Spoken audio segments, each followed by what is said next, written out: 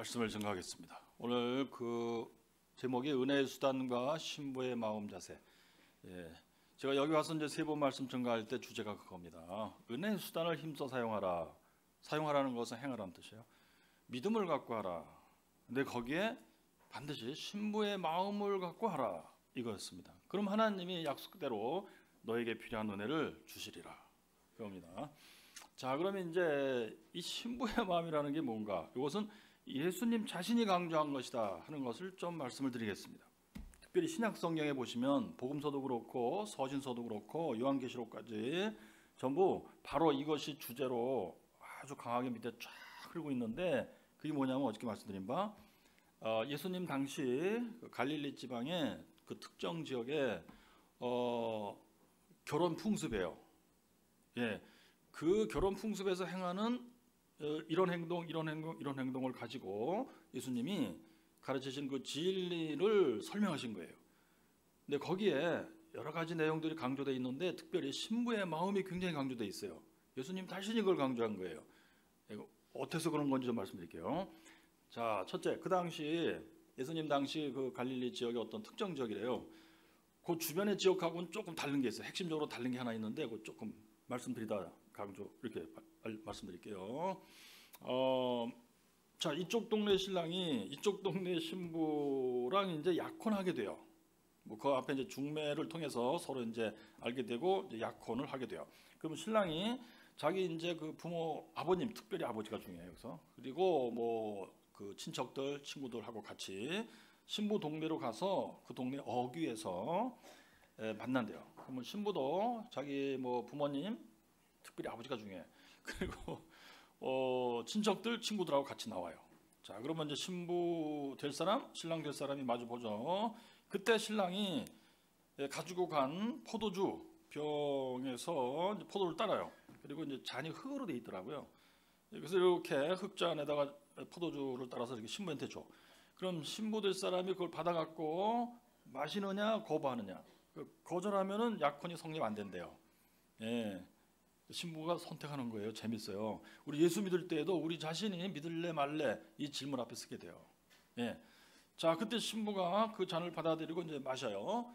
그러면 이 약혼, 더 나가서 결혼에 동의한다 이 뜻이래요. 그럼 신랑이 그 잔을 받아갖고 자기도 따라서 자기도 이렇게 마셔요. 그러면은 약혼이 성립되는 거예요. 그런데 어느 경우에는 이 잔을 깨트린다는 얘기가 안 나오고 또는 나오고 하는데 제가 볼 때는 깨트리는 게 맞는 것 같아요. 그래서 요즘에도 유대인들이 결혼식 할 때는 그 신랑이 그 유리 잔을 그 수건 같은 흠겁으로 싸갖고 바닥에 놓고 발로 이렇게 딱 깨트리잖아요. 그게 이제 결혼의 성립 이거예요. 뜻이 뭐냐면요, 이 잔으로 다른 여자랑 내가 포도주를 마시지 않겠다예요. 오직 너하고만 마시겠다. 너만이 나의 신부다. 이런 뜻인 것 같아요. 그래서 예수님 당시에도 이제 그 신랑 될 사람이 그 흙잔, 그래서 흙잔인가 봐요. 바닥에 놓고 깨트려. 그러면은 이제 뜻이 뭐냐면 너랑 나랑 약혼했다. 정혼, 결혼하기로 정했다. 그리고 내가 다른 여자랑 또 이 잔으로 포도주를 마시고 그러지 않겠다. 너하고만 약혼한 것이다. 너만이 나의 신부다.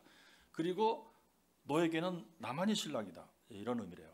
그러니까 이제 이것이 예수 믿는 모든 사람들은 예수님 앞에서 다 예수님의 신부인 거예요. 이런 걸로 이제 시작이 되잖아요.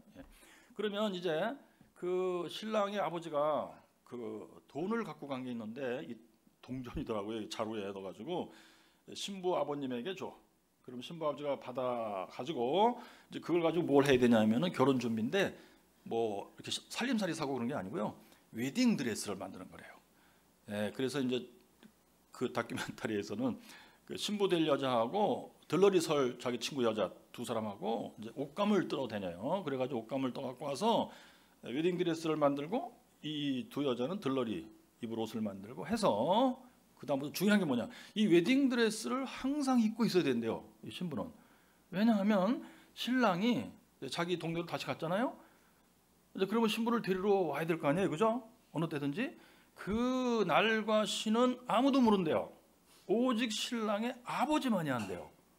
그러니까 신랑의 아버지만이 이때다 이렇게 말할 수 있는 거예요. 그럼 그때 신부를 데려간대요.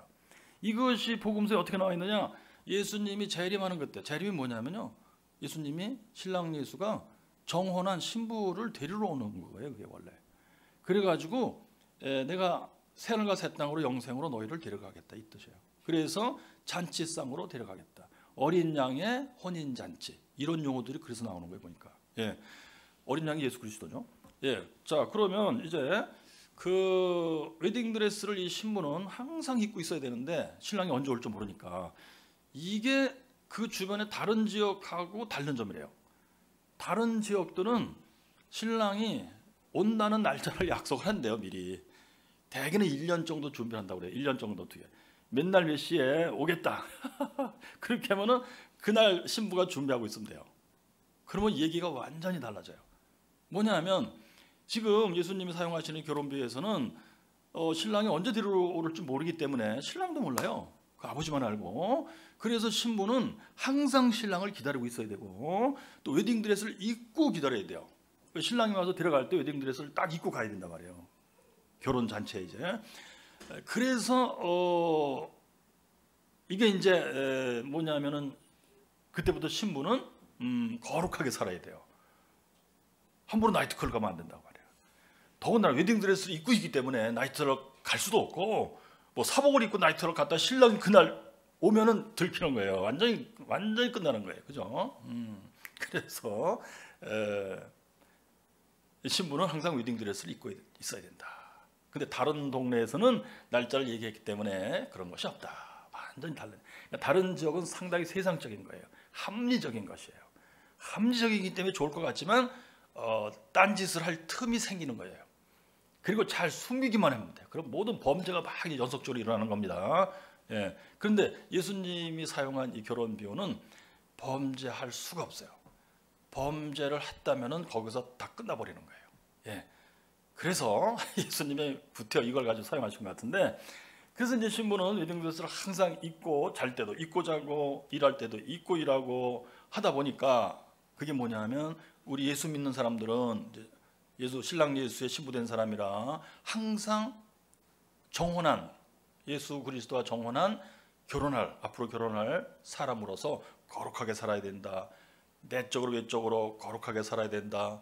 주님이 언제 오실지 모른다. 주님의 재림은 불원하니 멀지 아니하니 어느 때락도 오실 것이다. 그러므로 늘 신랑을 기다리는 신부처럼 거룩하게 살자. 이런 얘기가 딱 있는 거예요. 신약 성경에. 네. 그러다 보면은 이제 웨딩드레스 입고 일해야 되니까 검댕이가 묻을 수도 있잖아요. 그러면 즉시 빨아야 된다 이거예요. 그래서 요한계시록 22장에 두루마기를 빠는 자가 복되도다. 거기서 두루마기는 웨딩드레스입니다. 그것이 뭐냐? 예수 믿고 사는 사람들이 죄를 100% 안 지울 수 있는 건 또 아니에요. 이렇게 저렇게 죄를 짓는데 그럼 다 끝났다 그게 아니고 빨리 빨아야 돼. 빨리 회개하고 다시금 새롭게 해야 되는 거예요. 그러면은 하나님도 다 아시고 신부로서 신랑을 기다릴 자격이 있는 거예요. 여전히. 그게 중요합니다. 예. 자, 그럼 신랑은 뭘 하느냐? 이제 가서 아버지 집 옆에다가 뭐 증축을 하든지 새로 짓든지 해서 신혼 살림을 할 수 있는 방을 준비하는 거래요. 예수님이 요한복음에 보면 내가 이제 아버지께로 간다. 너희들이 있을 방을 준비하고 위해서 간다. 예. 방이 많다. 그러니까 걱정하지 말아라. 방이 다 준비되면 내가 너희들을 데리러 올 것이다. 요한복음 14장에 너희는 마음에 근심하지 말라. 하나님을 믿으니 또 나를 믿으라. 내 아버지 집에 거할 곳이 많도다. 그렇지 않으면 너희에게 일렀으리라. 내가 너희를 위하여 처소를 예비하러 가노니 가서 너희를 위하여 처소를 마련하면 내가 다시 와서 너희를 내게로 영접하여 나 있는 곳에 너희도 있게 하리라. 이것이 정확히 그 당시 결혼 풍습이에요.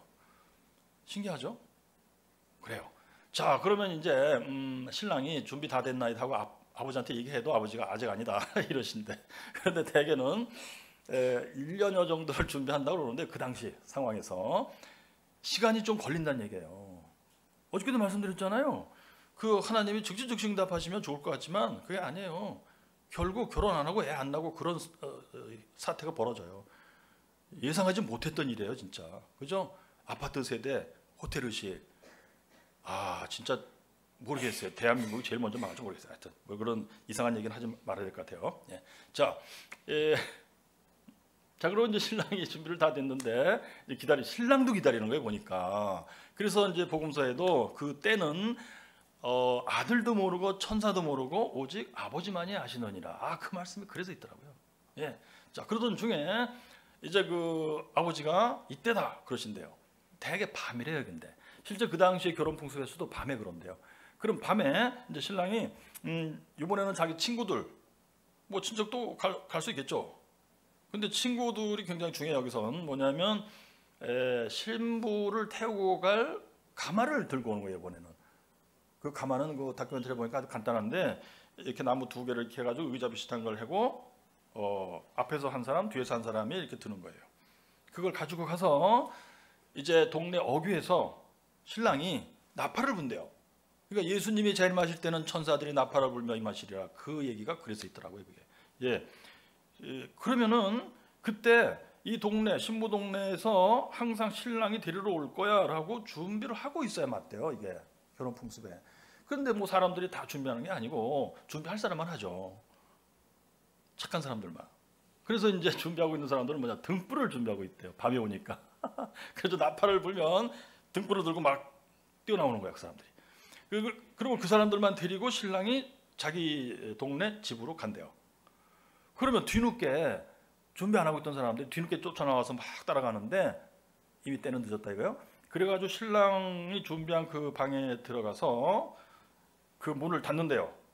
그리고 실제 결혼식은 그랬대요. 막 일주일 정도를 거기서 잔치를 한다는데 방 안에 있는 사람들은 바깥에 못 나가고 바깥에 있는 사람은 방에 못 들어가고 그런대요. 그래서 열처녀 비유가 그래서 있더라고요. 기름 등불 준비 못한 5처녀들은 뒤쫓아 왔지만 주님이 말씀하시길 내가 너희들을 모른다. 그래서 그 말씀이 있더라고요. 아, 참 그래요. 예. 그리고서는 이제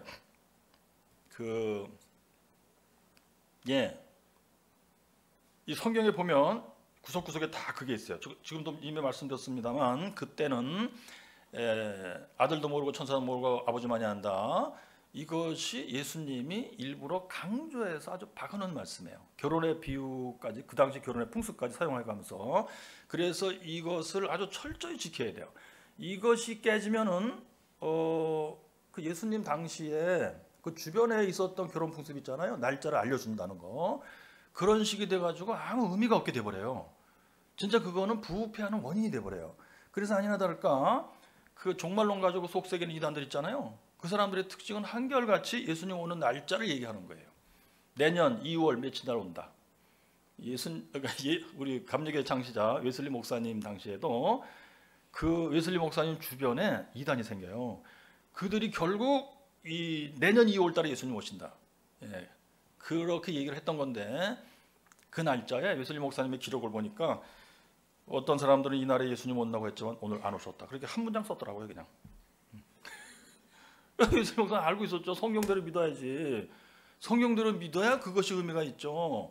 즉 우리가 신랑 예수의 신부로서 거룩하게 살아야 된다는 의미가 있는 거예요.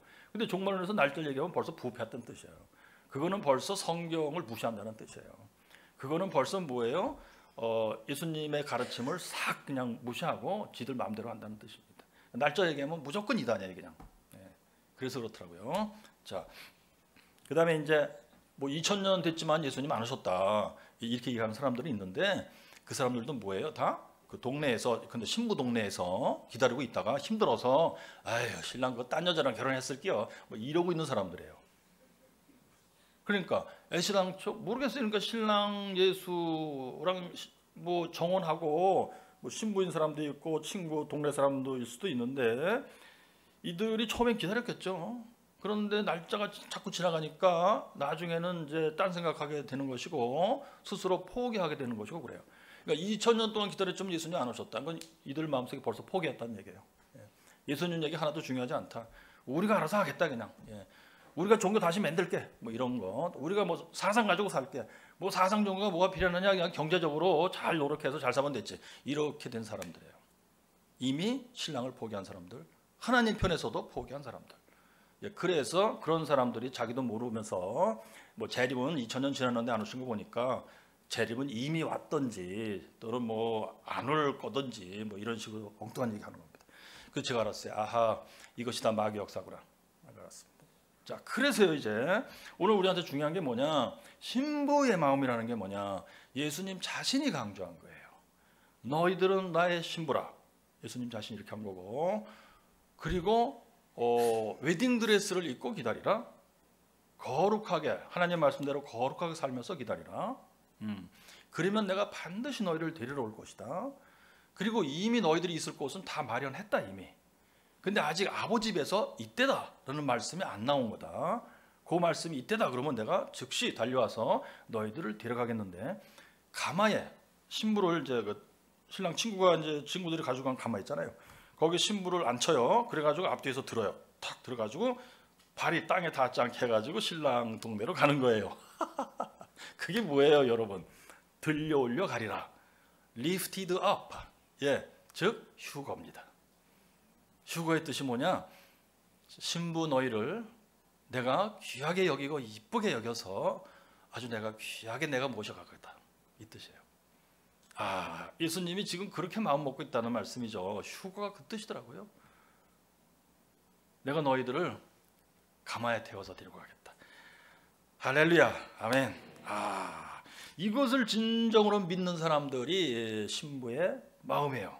이것을 진정으로 믿는 사람들이, 진짜로 믿는 사람들이 신부의 마음이에요. 자, 그러면 예수님 자신이 신부의 마음을 굉장히 강조했다는 것이 이제 이해가 되셨죠?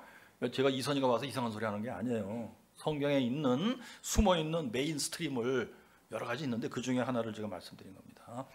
아, 그래서 이제 제가 이제 살펴봤어요. 우리가 저희 이제 가정에 저희 부부의 저 집사람과 저가 체험한 하나님의 체험이 왜 일어났을까 했을 때 말씀드린 대로 세 가지예요. 은혜의 수단을 사용한다, 믿음을 갖고 한다, 신부의 마음을 갖고 한다.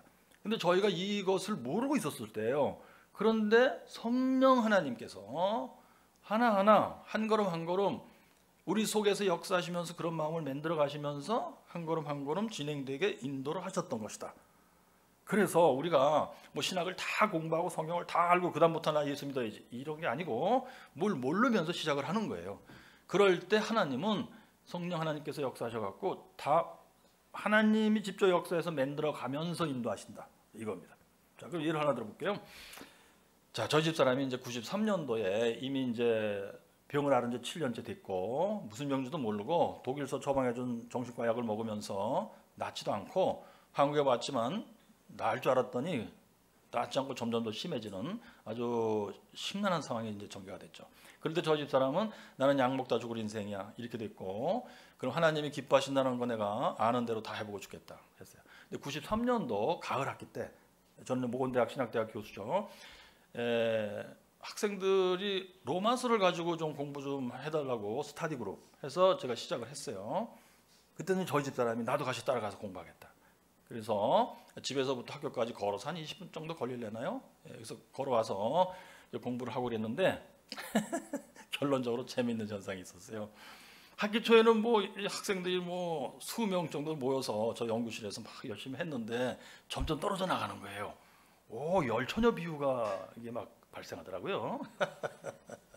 나머지 3명 남았어요. 제 기억에 3명인데 저희 집사람하고 남학생 하나하고 여학생 하나하고. 그런데요, 성경 공부가 뭐예요? 어떻게 말씀드린 은혜의 수단 중에 나오잖아요. 성경을 들으라, 읽으라, 묵상하라 있잖아요. 은혜의 수단. 하나님이 쫙 보고 계신 거예요. 자, 그러던 중에 이 3사람이 끝까지 나왔어요. 그래도요. 그런데 그러면 이 3사람이 지금 어떻게 됐느냐? 저희 집사람은 그 후에 신유의 역사에 있어갖고 막 기적같이 병이 낫는 일이 있었잖아요. 그 94년도 5월달. 그러니까 로마서 공부를 93년 가을에 한 학기 동안 한 거예요. 그리고서는 그 다음 해 5월달, 그러니까 9월달 6개월, 아니 3개월 더하기 한 8개월, 7, 8개월 후에 신유 역사가 있었던 거예요. 그러니까 은혜 수단을 사용하고 뭐 며칠 뒤에, 몇 주 뒤에 역사가 있을 거야 이렇게 하는 경우도 있어요. 물론 아주 소수. 그런데 대개는 좀 시간이 흘러요. 그리고서는 자기도 몰라요. 어떤 때는 잊어버려요. 그런데 하나님의 역사가, 잊어버렸는데 하나님의 역사가 있어요. 그런 경우가 상당히 더 많아요. 예. 자, 그 다음에 이제 2 학생. 그 중에 이제 여학생 한 사람은 지금 모건대학 신학대학의 교수예요. 독일 가서 유학하고 박사 받고. 이 세상적으로 봐도 잘 됐잖아요, 그죠? 예. 얼마나 좋아요. 좋지 않으신가 봐요. 네, 좋아요. 그리고 그 남학생은 뭐가 됐느냐? 지금 마산의 합성감리교회라고 거기가 아실까 모르겠어요. 구동태 감독님이 이제 수십 년 목회하시고 참 능력 있는 교회 중에 하나인데 거기에 담임 목사가 됐어요. 예. 잘 됐잖아요, 그죠? 예. 뭐 나쁘진 않잖아요. 예. 아무튼 그래서 저는 맞다. 은혜의 수단을 사용하되 믿음을 가지고 신부의 마음을 가지고 행할 때 하나님은 딱 보고 계시다가 내가 가장 좋은 때에 너에게 필요한 은혜를 주리라. 이렇게 하신다니까요. 그겁니다. 자, 그런데 여기서 제가 강조하고 싶은 게 뭐냐? 이 세 사람이 끝까지 남았잖아요. 끝까지 남는 건 뭐야? 이선희가 뭐 강의를 잘해서가 아니고 이게 하나님의 말씀을 배우는 건데 했다 안 했다는 것은 너무 죄송하다. 그러니까 이선희가 뭐 재미없게 하지만 그래도 이빨을 악물고 우리 하나님만 생각하면서 나가야 되겠다. 이러고 나온 거예요. 이것이 신부의 마음이에요. 하나님이 이걸 굉장히 중요시 여기더라. 예수님이 강조한 거니까 예수님도 그것을 보셨을 때 기뻐하셨을 거예요. 그러면 반드시 은혜를 주시는 거예요. 이겁니다. 자, 그 다음에 그렇게 이제 준비가 돼 있었는데 우리 집사람이 그런데요. 참 그 로마서를 공부하고 한 학기 거의 끝나갈 무렵에 공부하고 이제 집에 가는데 걸어가는데 저희 집사람이 그래요. 여보, 내가 로마서를 공부하다 보니까 하나님이 한 사람의 영혼을 구원하기 위해서 이렇게 치밀하게 역사하신다는 것을 옛날엔 진짜 몰랐는데 요번에 알게 됐어. 로마서 공부하다 보니까 알게 됐어. 근데 그 하나님이 내 영혼에도 그렇게 역사하고 계시다는 걸 내가 알았어. 예수 믿고 나는 구원받은 사람이라는 걸 내가 알았어. 로마서 공부하다가 내가 예수 믿고 구원받았다는 사실 내가 알았어. 그래서 제가 그거 어떻게 아냐고 그랬더니 저는 그때 구원받지 못한 사람이었어요. 그 몇 달 뒤에 94년 2월 달에 저는 원정수 권사의 간증을 듣다가 이제 예수 믿고 죄 사함 받으면 거듭나는 체험을 하게 되는데요. 그거 어떻게 하냐고 물어봤더니 내가 너무 선명하게 알겠는데 나는 신약을 공부 안 해서 그런가 설명은 못하겠다고 그러더라고요. 그러냐고. 근데 그 다음 날인가 그래 저희 사람이 여보, 내가 생각해 보니까 독일서 박사 공부하다가 병들어서 포기하고 한국 올 때 그 공부하던 자료를 다 싸들고 왔는데 저희가 살던 25평 아파트 그 베란다에 책이니 자료니 막 이만큼 그 사과 상자 같은 거, 라면 박스 같은데 막 이만큼 쌓여 있었어요. 막 10개도 더 되나. 그래서 제가 저거 이제 병 나면 저거 가지고 박사 공부하면 되겠다. 그러고 있었는데 저희 집 사람이 예수 믿고 죄 사함 받으면 거듭난 체험을 한 후에 하는 말이 그래요.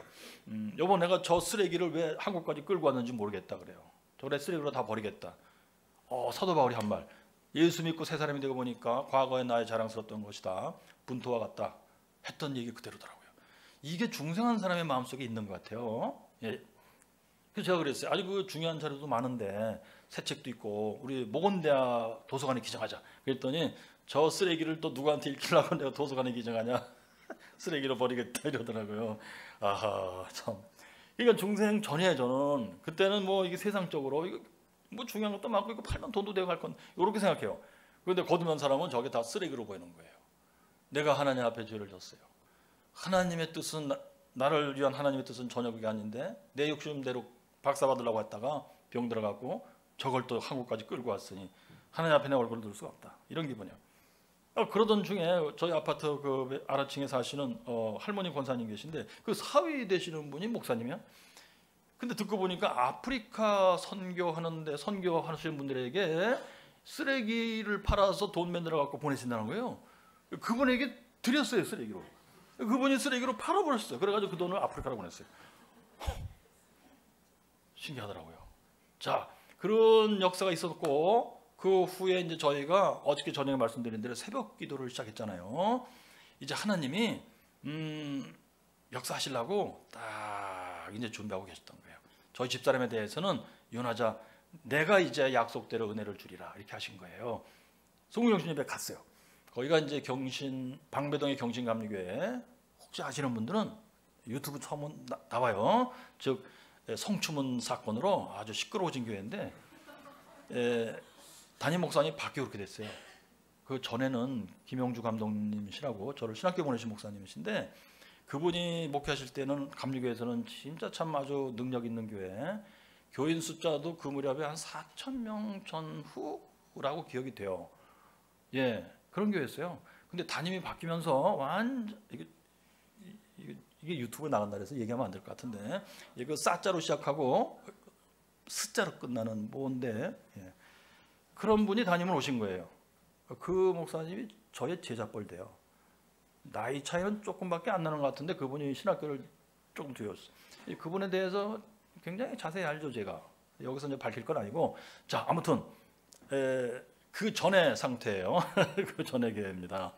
성구정신협에 갔어요. 93년도에서 94년도로 넘어가는 그 시점이에요. 자, 그때도 한 4천여 명 모여서 예배를 드리게 되는데, 목사님이 설교하시기 전에 성만찬을 먼저 하셨어요. 그래가지고 이 앞에 여기서 성만찬 대를 이렇게 설치하시고, 그 교인들이 저쪽 가생의 길로 이렇게 양쪽으로 이렇게 쭉 나오셔갖고 받으시고 이제 가운데 통로로 들어가면서 이제 자리에 앉으시고 이런 식으로 진행이 됐어요. 저 위에 분들도 이렇게 내려와가지고 그렇게 됐어요. 예. 그런데 그때 저희는 중간쯤 앉았죠. 그러니까 뭐 4천 명 정도 앉았으니까 뭐 예배당이 굉장히 뭐 크고 앞에는 잘 보이지도 않아요. 그런데 저희 집사람 눈에 눈뜬 채로 이 앞에 벽에 그 십자가가 크게 있었죠. 그런데 거기에 예수님의 상반신이 나타났대요. 머리에 가시관을 쓰셨는데 이 피를 이렇게 흘리시고 그 피가 벽을 타서 이렇게 내려가면서 이 바닥을 타고 이렇게 냇물처럼 잘잘잘 흘러가는 그런 뭐 환상이랄까? 그걸 보게 된 거예요. 근데 사람들이 성만찬 받으러 나가는데 이 예수님의 그 피에 냇물을 전봉전봉 밟으면서 나가서 성만찬을 받고 전봉전봉 밟고 들어가고 그러더라는 거예요. 그 저희 사람 생각에 예수님의 피라는 것이 우리가 예수님 피로 죄사함 받는다는데 이렇게 피를 이렇게 조금 찍어가지고 뭐 이렇게 바르고 이런 게 아니고 냇물처럼 흐르는 예수님의 피에 우리가 발을 전봉전봉 밟으면서 씻겨지고 깨끗해지는 그런 건가 보다. 그리고 성만찬 할 때 잔에다 이렇게 피 이렇게 마시지만 그거는 상징이고 실제로는 영적인 사실에 있어서는 예수님의 보혈의 피가 냇물처럼 흐르는데 우리가 걸어가면서 씻겨지는, 용서받고 깨끗해지는 그런 건가 보다.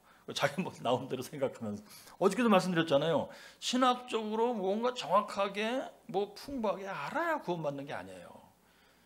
그것도 필요하지만 우리가 신학을 공부 안 했다고 해서 완전히 틀리게 하는 것도 또 아니에요.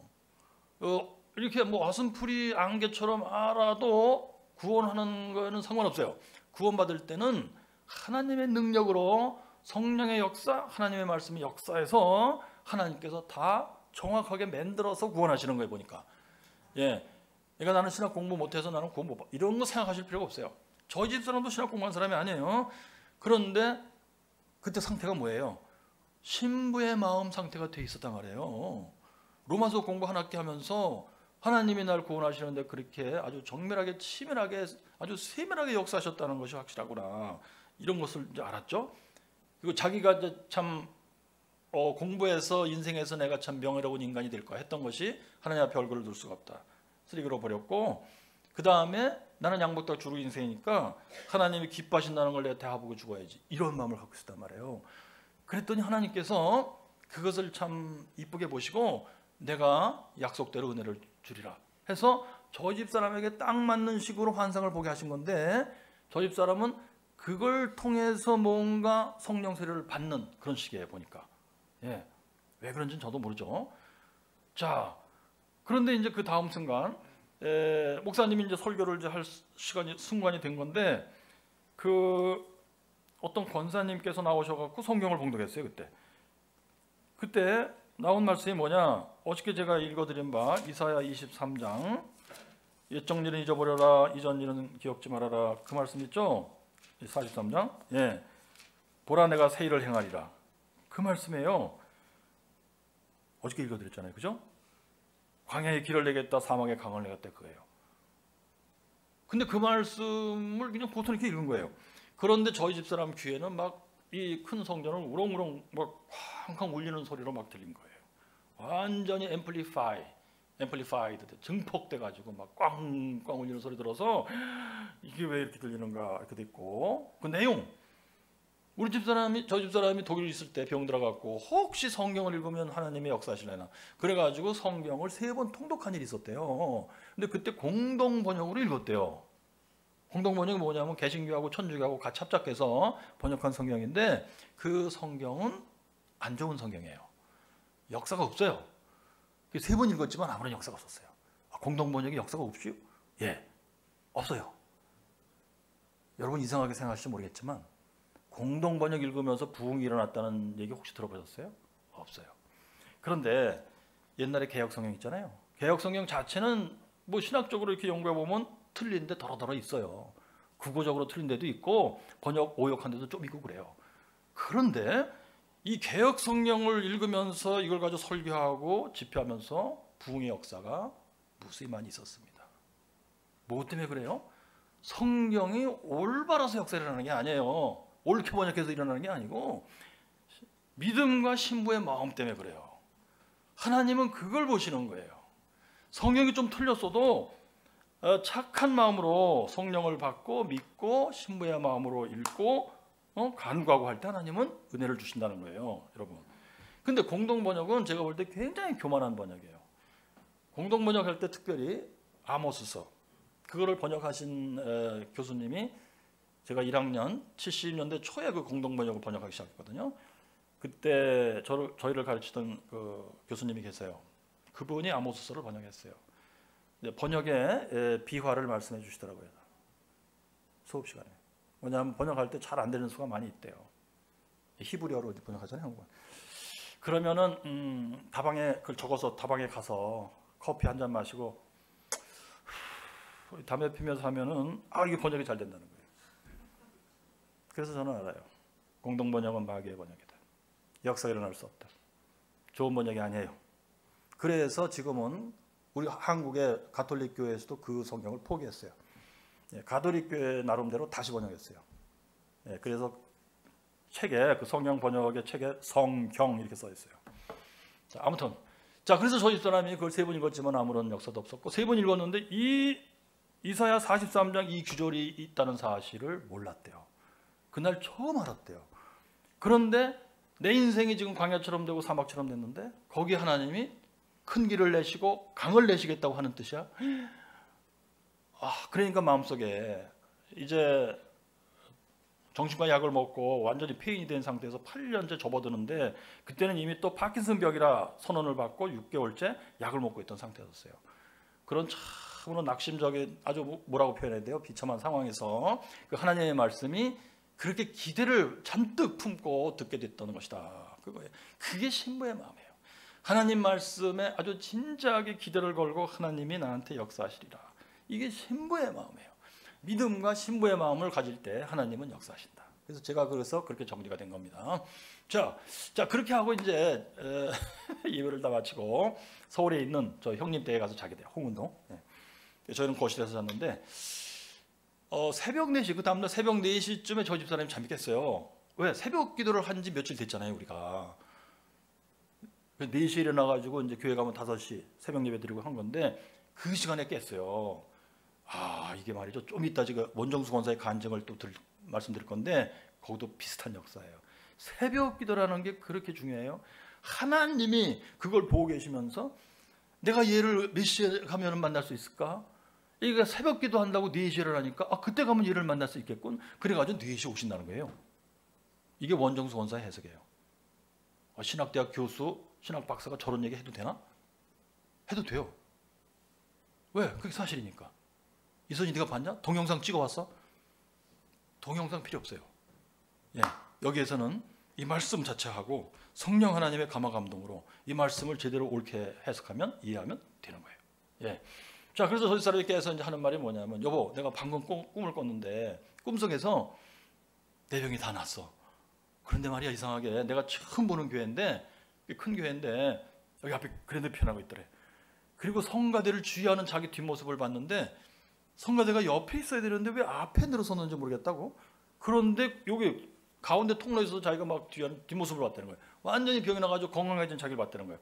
근데 그 얘기하는데 손이 이렇게 떨리더라고요. 이렇게 동그라미 돌면서 떨리는 게 파킨슨병이에요. 제가 그랬어요. 그 꿈을 믿고 병이 날까 하다가 병이 안 나면 더욱 낙심할까 봐 제가 그랬어요. 예방주사를 놓기 위해서. 여보, 그런 건 개꿈이야. 그런 거 믿고 그러면 안 돼. 그랬더니 하나님께서 이런 봐라, 내가 일부러 보여줬더니 뭐 개꿈이라고? 좋았어요. 그럼 내가 보여주마 하셨던 것 같아요. 그래서 하나님이 저한테 일부러 보여주신 것부터 먼저 간증드릴게요. 자, 94년도 이제 3월부터 박은선 하나님 모셨고 5월달에 신유의 역사에서도 닥치같이 났죠. 그래서 저희 사람이 하나님 내 병을 낫게 하시면은 내가 하나님 기뻐하시는 거 하겠습니다. 성가대 하겠습니다. 주일학교 교사하겠습니다. 이렇게 자기 나름대로 막 서원을 했던 거예요. 그래서 병이 나가지고 완전히 더 건강해져 갖고 그 두 가지를 막 한 거예요. 그러니까 뭐 성가대 대장한테 물어볼 것도 없어. 일단 하나님께 서원했으니까 무조건 막 하는 거야. 주일학교 교사도 막 하고. 그러던 가운데 우리 감리교는 개사회라는 게 있잖아요. 응? 여성교회 개사회. 뭐 주로 가을에 뭘 하는 건데 그때는 그 거기가 무슨 대전 지방인지 제 기억이 안 나는데요. 무슨 지방 이름은 잘 모르겠어요. 거기 교회들이 이제 여성 교회들끼리 약속하기를 몇 날 며칠에 우리 어느 교회에 모여서 성가 경연대회를 하자 이렇게 약속한 거예요. 그래서 이제 우리 교회도 저희 집사람이 음대 출신이니까 여성 교회 회원들을 데리고 이제 막 찬양 연습을 하고 갔어요. 경영대. 거기가 대전의 선화감리교회인데요. 거기를 그 조금 전에 목사님이 내부 인테리어를 완전히 새로 해가지고 새 교회가 됐어 진짜. 사실 저희 집사람이 부여 사람인데 어저께 말씀드렸나요? 예. 그래 맞아요. 아이고 모범생이 여기 앉았어요. 저런 분이 제일 반가워요. 예. 저런 분을 만나야 제가 막 힘이 나요. 제일 무서운 분들은 뭐냐? 이런 분 제일 무서워. 야, 자, 잊어버렸어요. 가만있어. 자, 이제 다시. 예. 거기 선화감리교회를 저희 집사람은 원래 천주교인이거든요. 그런데 이제 개신교회를 조금씩 다녔대요. 그런데 그때 하고 교회 내부가 완전히 달라진 거죠. 새 교회예요. 꿈속에서 본 새 교회. 그리고 그래도 변화가 있더래. 그리고 경연대회이기 때문에 이 성가대가 옆에 앉은 게 아니고 여기 늘어선 거예요. 그리고 저 집사람이 여기서 주의를 이제 했죠. 근데 따라가던 집사님이 저 뒤에서 사진을 찍은 거예요. 그래가지고 사진을 그때는 인화지에다가 이렇게 사진을 뽑아서 줬어요. 그때는. 예, 94년도. 저 집사람이 사진을 봤더니 여보 이게 내가 그때 꿈에서 본 거야. 그래서 내가 막 이게 꿈에서 본 거야? 아이고 내가 이거 개꿈이라고 그랬는데. 이 소름이 쫙 끼치더라고요. 여러분, 제가 이런 얘기를 아주 싫어하던 사람이에요 원래. 근데 제 자신이 그렇게 됐어요. 하나님이 저한테 복수하신 것 같아요. 예. 제가 이런 거 갖고 맨날 뭐 욕하고 뭐 그런 게 어디 있어? 그리고 미신을 어디 동영상 찍어와봐 맨날 이랬거든요. 폐병이 났어? 그거 산에 가서 말이야 그 맑은 공기 마시니까 나은 거지 뭐 그게 무슨 하나님 역사라고? 예. 증거를 대봐 뭐 이랬거든요. 근데 하나님께서 복수하신 것 같아요. 아무튼 그래서 제가 이제 이런 얘기를 간증하고 다니면서 욕도 많이 먹었어요. 이선희 교수가 이상하게 됐다. 그러거나 말거나. 나도 옛날에 그랬다 이거예요. 자 그런데 이제요. 이 하나님의 역사라는 것은 이래요. 저 집사람이 꿈까지 꿨잖아요. 그런데 이제 94년도가 시작된 거예요. 저희는 대전에 내려왔고 겉으로 변화된 것은 아무것도 없었어요. 저 집사람은 여전히 환자고 가면 갈수록 심해지는 것 같고 아주 낙심스럽고 뭐 이런 건데 이제 성령님이 슬슬 역사하시기를 저희 집사람에게 생각을 주셨어요. 뭐냐면 역시 은혜의 수단을 하라는 건데 노인 봉사를 해야겠다는 생각이 들어온 거예요. 노인 봉사 있잖아요. 이웃에게 필요한 그 이웃의 몸을 위해서 필요한 것을 공급하라. 있잖아요. 병든 자를 돌보라 이런 거. 예. 그 왜 노인 봉사를 특별히 생각했냐면 원정수 권사의 간증을 듣다 보니까 원정수가 노인 할아버지를 도와드렸는데 그게 보니까 예수님이시더라는 거예요. 마태복음 25장 거기 이 형제 중에 지극히 작은 자에게 한 것이 나한테 한 것이다. 그 간증을 원정수 권사가 3번에 걸친 체험을 얘기를 해줘요. 그거를 듣고 깊은 감동을 받던 것 같아요. 그 할아버지 체험을 조금만 소개해 드릴게요. 왜냐하면 거기에 원정수의 믿음 플러스 신부의 마음이 아주 잘 나타나 있어요. 그것이 우리 영혼 속에 형성돼야 그런 마음을 갖고 은혜의 수단을 사용할 때 하나님이 주목하시고 역사하신다. 그런 이치 때문에 그래요. 자, 첫째 그지 할아버지. 요거는 그 어머니의 믿음이 굉장히 훌륭해서 사실은 어머니가 주역으로 나오는데 원정수는 조연으로 출연하는 그거예요. 자, 그러니까 원정수가 고등학교 1학년쯤이었던 것 같아요. 그러니까 60년대 말 후반부 거기에요, 그때. 예? 예. 그 어머니가 그때도 굉장히 경제적으로 굉장히 가난했고 그 집에 누가 살았냐면 그 큰딸, 둘째 딸, 셋째 딸은 그때 어딘 그분의 이제 가족의 흑역사더라고요. 가출해서 갖고 없어. 그리고 이제 원정수 두 딸 아들 하나 하고 어머니하고 혼자. 그 남편께서는 병으로 돌아가시고요. 그래서 이제 그 사는 집이 지붕이 이렇게 내려앉는 마루방 집이래요. 그래서 기둥을 세워서 이렇게 지붕 내려앉지 말라고. 그랬더니 마루까지 밑으로 꺼졌어요. 그 힘 때문에. 그래가지고 지붕도 내려앉고 마루도 이렇게 약간 꺼진. 거기에서 이제 겨울에 사는데 이 어머니가 바로 그 선악교회, 아까 말씀드린 그 선악암리교회 예, 새벽 기도를 그렇게 열심히 다니시고 했던 거예요. 근데 하루는 이제 새벽 기도 마치고 집에 가는데 대전역 근처 옆에 일제시대 때 쓰던 헌병초소라고 하는데 저도 뭔가 본 기억이 나요. 한 사람 들어가서 서 있는 정도의 나무로 만든 이렇게 정도 된 그런 초소 같아요. 거기에 바닥에 지푸라기 깔고 그 할아버지가 동네에만 있고 웅크리고 자고 있는 것을 보게 되는 거예요. 그때 이 원정수 어머니 마음속에 하나님이 내 눈에 보게 하셨는데 이게 예수 잘 믿는 사람들은 이 용어가 있더라고요. 하나님이 내게 보이게 하셨으면 나에게 맡기신 일이 아닐까? 근데 본인 자신이 경제적으로 너무 어려우니까 선뜻 이 할아버지를 모시고 못 갔어요. 그래서 하나님께 약속을 해요. 하나님, 내가 이제 앞으로 새벽마다 지나가게 될 텐데 일주일 동안 이 할아버지 데려가는 사람이 아무도 없으면 하나님이 나한테 맡긴 걸로 내가 믿고 데려가겠습니다. 그랬더니 뭐 데려갈 사람이 없죠. 그래서 결국 이 할아버지를 모시고 가요, 자기 집에. 네. 이 할아버지는 막 동네가 막 그 소변 대변 다 막 뒤엉켜져 갖고 손을 댈 수 없는 상태였다고 그래요. 데려갔어요. 예. 그래가지고 자기 집에 그런 참 역시 참 심란한 집에 가서 종수한테 그랬대요. 고등학교 1학년짜리. 종수야, 이 할아버지 목욕시켜드려. 네, 그래서 종수가 놋대야에다가 물을 해가지고 데워갖고 집 바깥에 야외에서 할아버지 옷을 벗기는데 너무 더러워서 막대기를 이렇게 겨우 벗겼대요. 그래가지고 막 목욕시켰더니 어우 시원하다, 어우 시원하다 이렇게 해서 이제 옷을 입혀야 되는데 입을 옷이 없어. 그래서 엄마한테 그랬대요. 엄마, 이 할아버지 뭐 입혀드려? 그랬더니 엄마가 종수야, 너 공주 외삼촌이 사준 네 동냉이 샀어 있잖아. 그거 입혀드려 그랬대요. 그래서 엄마, 나도 입을 게 없는데 그거 입고 학교 가야 되는데 그랬더니 엄마가 눈물이 글썽거리면서 얼굴을 돌렸대요. 입혀드리려면 입혀드려. 종수에 해서 우리 엄마가 눈물이 글썽거리고 엄하게 얘기하면 토를 날 수 없다. 그래서 나는 어떡하고? 그래서 자기 동생을 입혀드렸대. 여러분, 이것이 은혜의 수단이란 말이에요. 헐벗은 자를 입혀라. 그런데 이 엄마나 종수는 그때 믿음이 좀 약해서 엄마 믿음을 겨우 따라가는 스타일로 했지만 하나님이 보실 때에는 너무너무 이쁜 거예요. 은혜의 수단을 지금 행하고 있는데 믿음을 갖고 행하되 신부의 마음을 갖고 하는 거예요.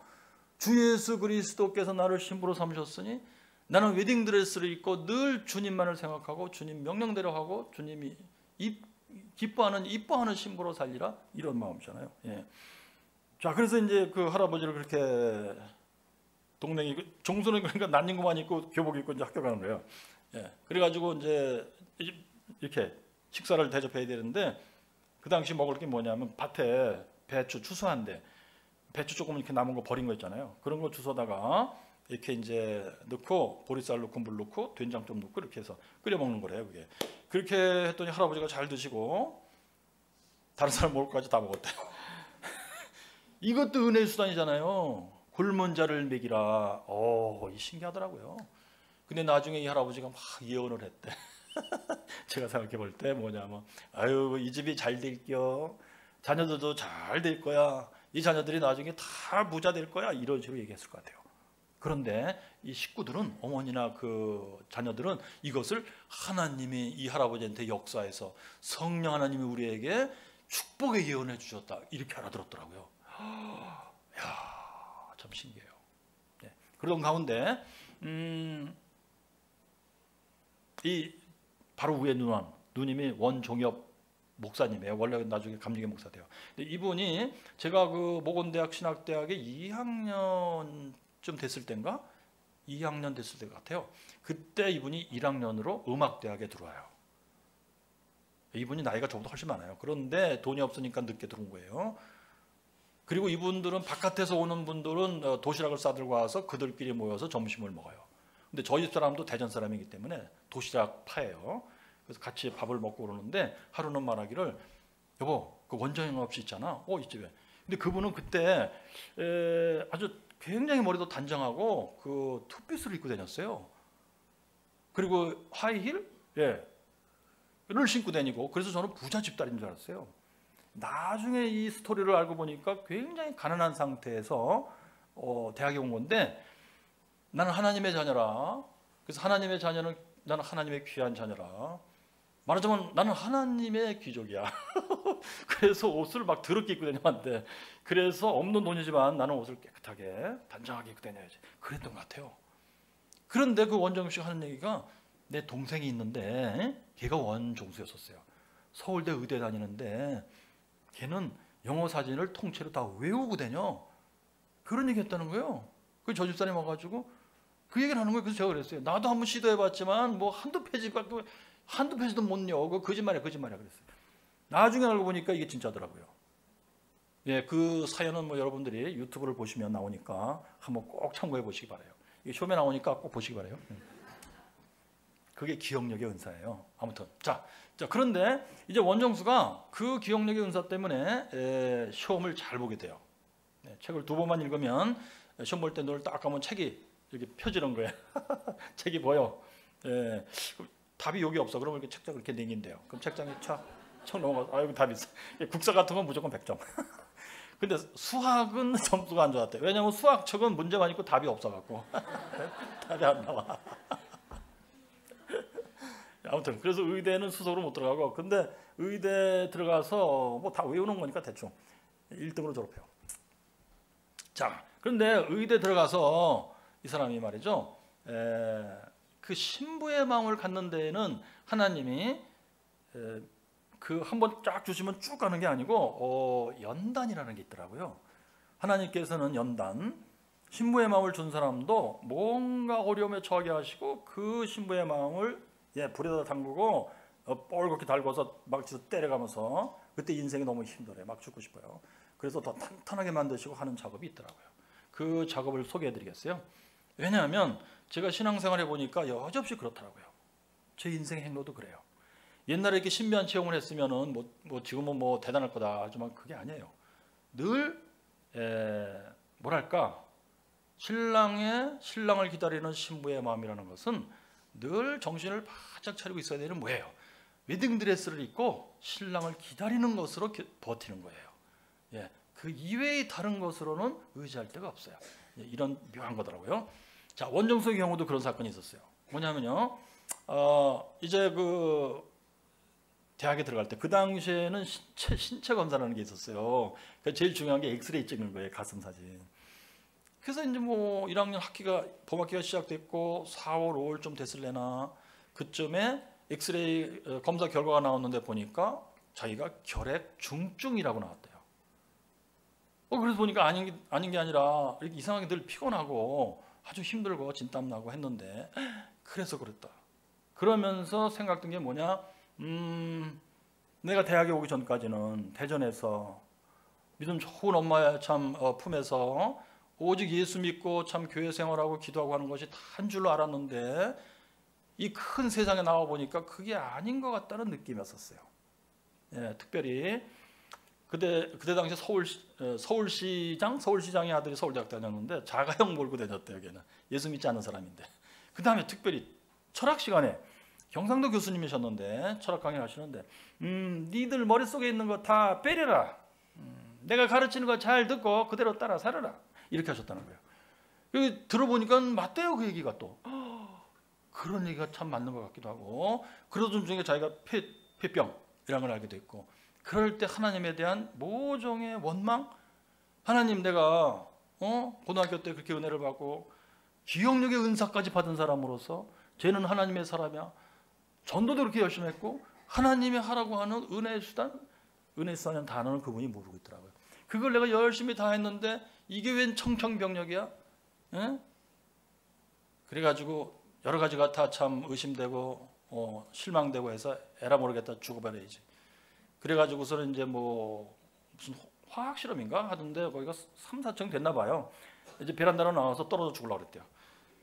그래서 밑을 내려다보는데 사람들이 지나다니는데 그 위에서부터 이렇게 정수리가 보이니까 문어처럼 흐느적 거면서 돌아다니더래. 그래서 인생이라는 게 별게 아니다 원래. 그래서 기왕에 떨어 죽을 거. 그때 당시 머리 긴 여학생들이 그렇게 이뻐 보였대요. 그래서 머리 긴 여학생이 지나가면 그 위에 떨어져서 같이 죽어야지. 같이 귀신이 돼서 돌아다니면 재밌겠다. 그러고 있는데 엄마의 얼굴이 쫙 올라오면서 정수야 죽으면 안 돼 그랬대요. 그때 원정수 해석이 이래요. 내가 죽으려고 하는 거 엄마가 어떻게 알았지? 맞아, 우리 엄마가 새벽 기도하는 사람이니까. 놀라워요. 그래서 우리 엄마의 육신, 뇌는 모르고 있었지만 영혼은 하나님이 알려주셔갖고 알아갖고 그 영혼이 나한테 달려온 거야. 지금도 엄마는 모르고 있는 거예요. 엄마의 영혼이 달려서 종수야 죽으면 안 돼. 그래서는 죽기를 포기하고 기왕지사 이렇게 된 거, 내가 하나님께 기도하다가 병을 나으리라. 그래가지고 근처 어떤 무슨 그 서울에 무슨 기도원이 있나 봐요, 산에. 거기 갔대요. 아래에서는 사람들이 막 집회하고 그러는데 그 당시에는 집회들이 이렇게 많았나 봐요. 조금 더 올라갔대요. 거기 이제 텐트를 치고 기도했대요. 하나님, 나는 의사가 돼서 사람들 병을 고칠 사람이지만 내 병은 하나님이 고쳐주세요. 가로 열고 신부의 마음은 진짜 모든 게 다 하나님께 연결돼 있어요. 그러니까 이거 어떻게 보면 어리석은 생각 같잖아요. 근데 그게 아니에요. 하나님은 이 성경에 말씀하신 대로 본다면 하나님은 우리한테 그걸 기대하시는 거예요. 나는 오직 하나님만을 생각하리라. 하나님만이 나의 전부. 오늘 여기 나오신 분들이, 찬양하신 분들이 청년부예요? 그럼 뭐 장년부? 예? 총장년부. 그러니까 청년도 있고, 그러니까 뭐 30대, 40대, 50대는 좀 아닌 것 같고, 그죠? 20대, 30대, 40대. 30대, 예. 그분들이 찬송했는데 거기 가사에도 나오더라고요. 나는 이제 오직 하나님밖에 없습니다. 그죠? 그게 신부의 마음의 표현이에요. 어떻게 보면 이상한 건데 그게 맞는 말이에요. 자, 그래서 이제 원정수도 어린 때부터, 고등학교 때부터 이제 은혜를 받고 이런 마음을 갖게 된 건데 시련했다가 온 거죠. 그래가지고 하나님께 고쳐달라고 처음에는 이쁘게 기도했대요. 그런데 막 기침하고 이렇게 보면 피가 나와 있고 각혈하고 그때부터 마음이 굳어지기 시작했대요. 그래서 하나님, 내가 기도해도 고치지 아니하시는데 괄호 열고, 하나님은 안 들어주시는 것처럼 하다 들어주신다는 이치를 아직 알긴 알았겠지만 잘은 모르는 거예요. 그래서는 마음이 점점 굳어지면서 이랬대요. 하나님, 내가 참 대전에서 교회에서 새벽기도하고 그렇게 기도 많이 할 때 다 교인들이 쟤는 하나님의 아들이야 이랬는데, 내가 폐병 걸려서 죽었다면 하나님께 영광 되겠수 막 이랬대. 그래가지고 하나님의 생각이 어떤지 나한테 알려주세요 하고 성경을 폈대. 그분도 성경 펴는 기도를 했던 것 같아요. 그랬더니 욥기 거기가 몇 장인가 나오기를 여러분들이 잘 아시는 그거예요. 내가 가는 길을 하나님이 아시나니 하나님이 나를 단련하신 후에는 내가 정금같이 나오리라. 그 규절이 동그라미 쳐가지고 시작되는 데고 그 위에 나온 말씀이 중요해요. 하나님 나와서 나를 달아보세요. 나는 하나님 앞에 잘못한 거 없고 깨끗할 겁니다. 그런데 하나님이, 내가 하나님하고 불러도 하나님의 얼굴을 돌리시며 옆으로 하나님이 보이시나 하나님 나를 달아보세요 하면 하나님이 내가 너를 모른다 하고 멀리 가버리시며 이런 장면이 나와요. 거기까지 읽고 내가 정금같이 나오리라 그거는 동그라미 쳐 있어갖고 이건 새로운 규절에서 안 읽었대요. 그리고서는 좌절 절망한 거예요. 하나님이 종수야 나는 널 몰라. 그래서는 근데 여러분 이게 말이죠. 제가 누누이 강조하지만 이게 성경을 항상 정확하게 읽고 막 그렇게 이제 읽으셔야 될 분이 있어요, 목사님. 근데 이제 일반 평신도들이 성경을 뭐 정밀하게 정확하게 꼭 알아야 돼 하는 강박증을 갖지 마시기 바라요. 이렇게 살짝 잘못 읽은 건데 그걸 통해서도 하나님은 역사하신다. 단지 중요한 거 옆으로 빠져나가는 생각하시면 안 되고 은혜의 수단과 믿음과 신부의 마음 이것만을 꼭 붙들고 계시면 하나님은 복된 길로 안전한 길로 항상 인도해 주신다. 이걸 기억하시기 바랍니다.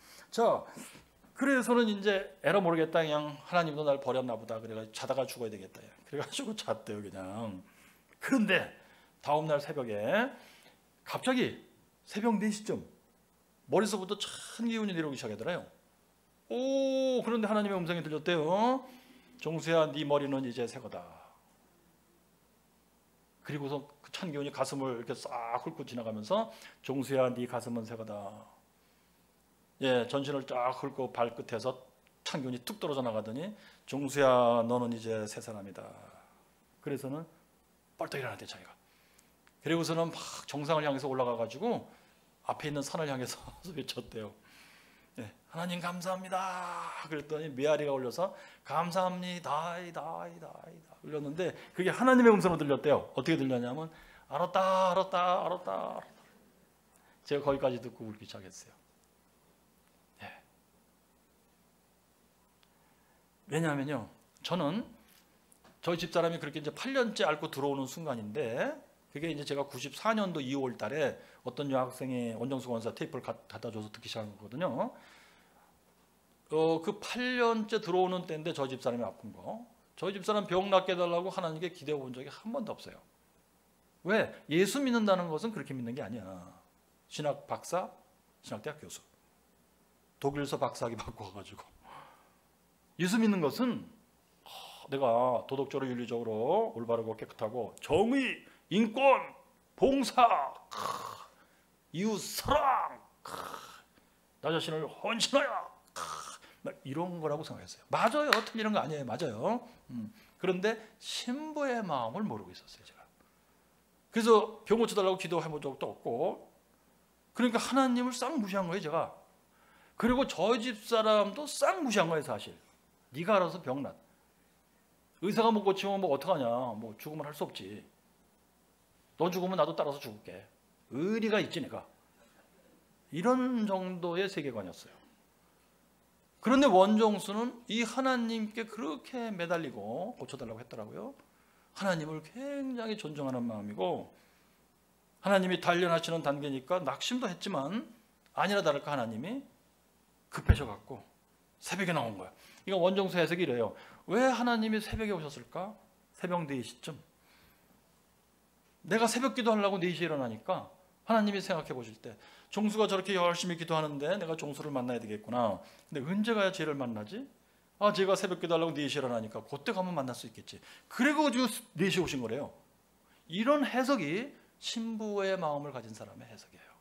하나님과 의사소통을 하잖아요. 여러분, 놀라운 사실이에요. 그런데 왜 종수의 머리가 위에서부터 차가워졌는지를 자연과학적으로 설명을 드릴게요, 제가.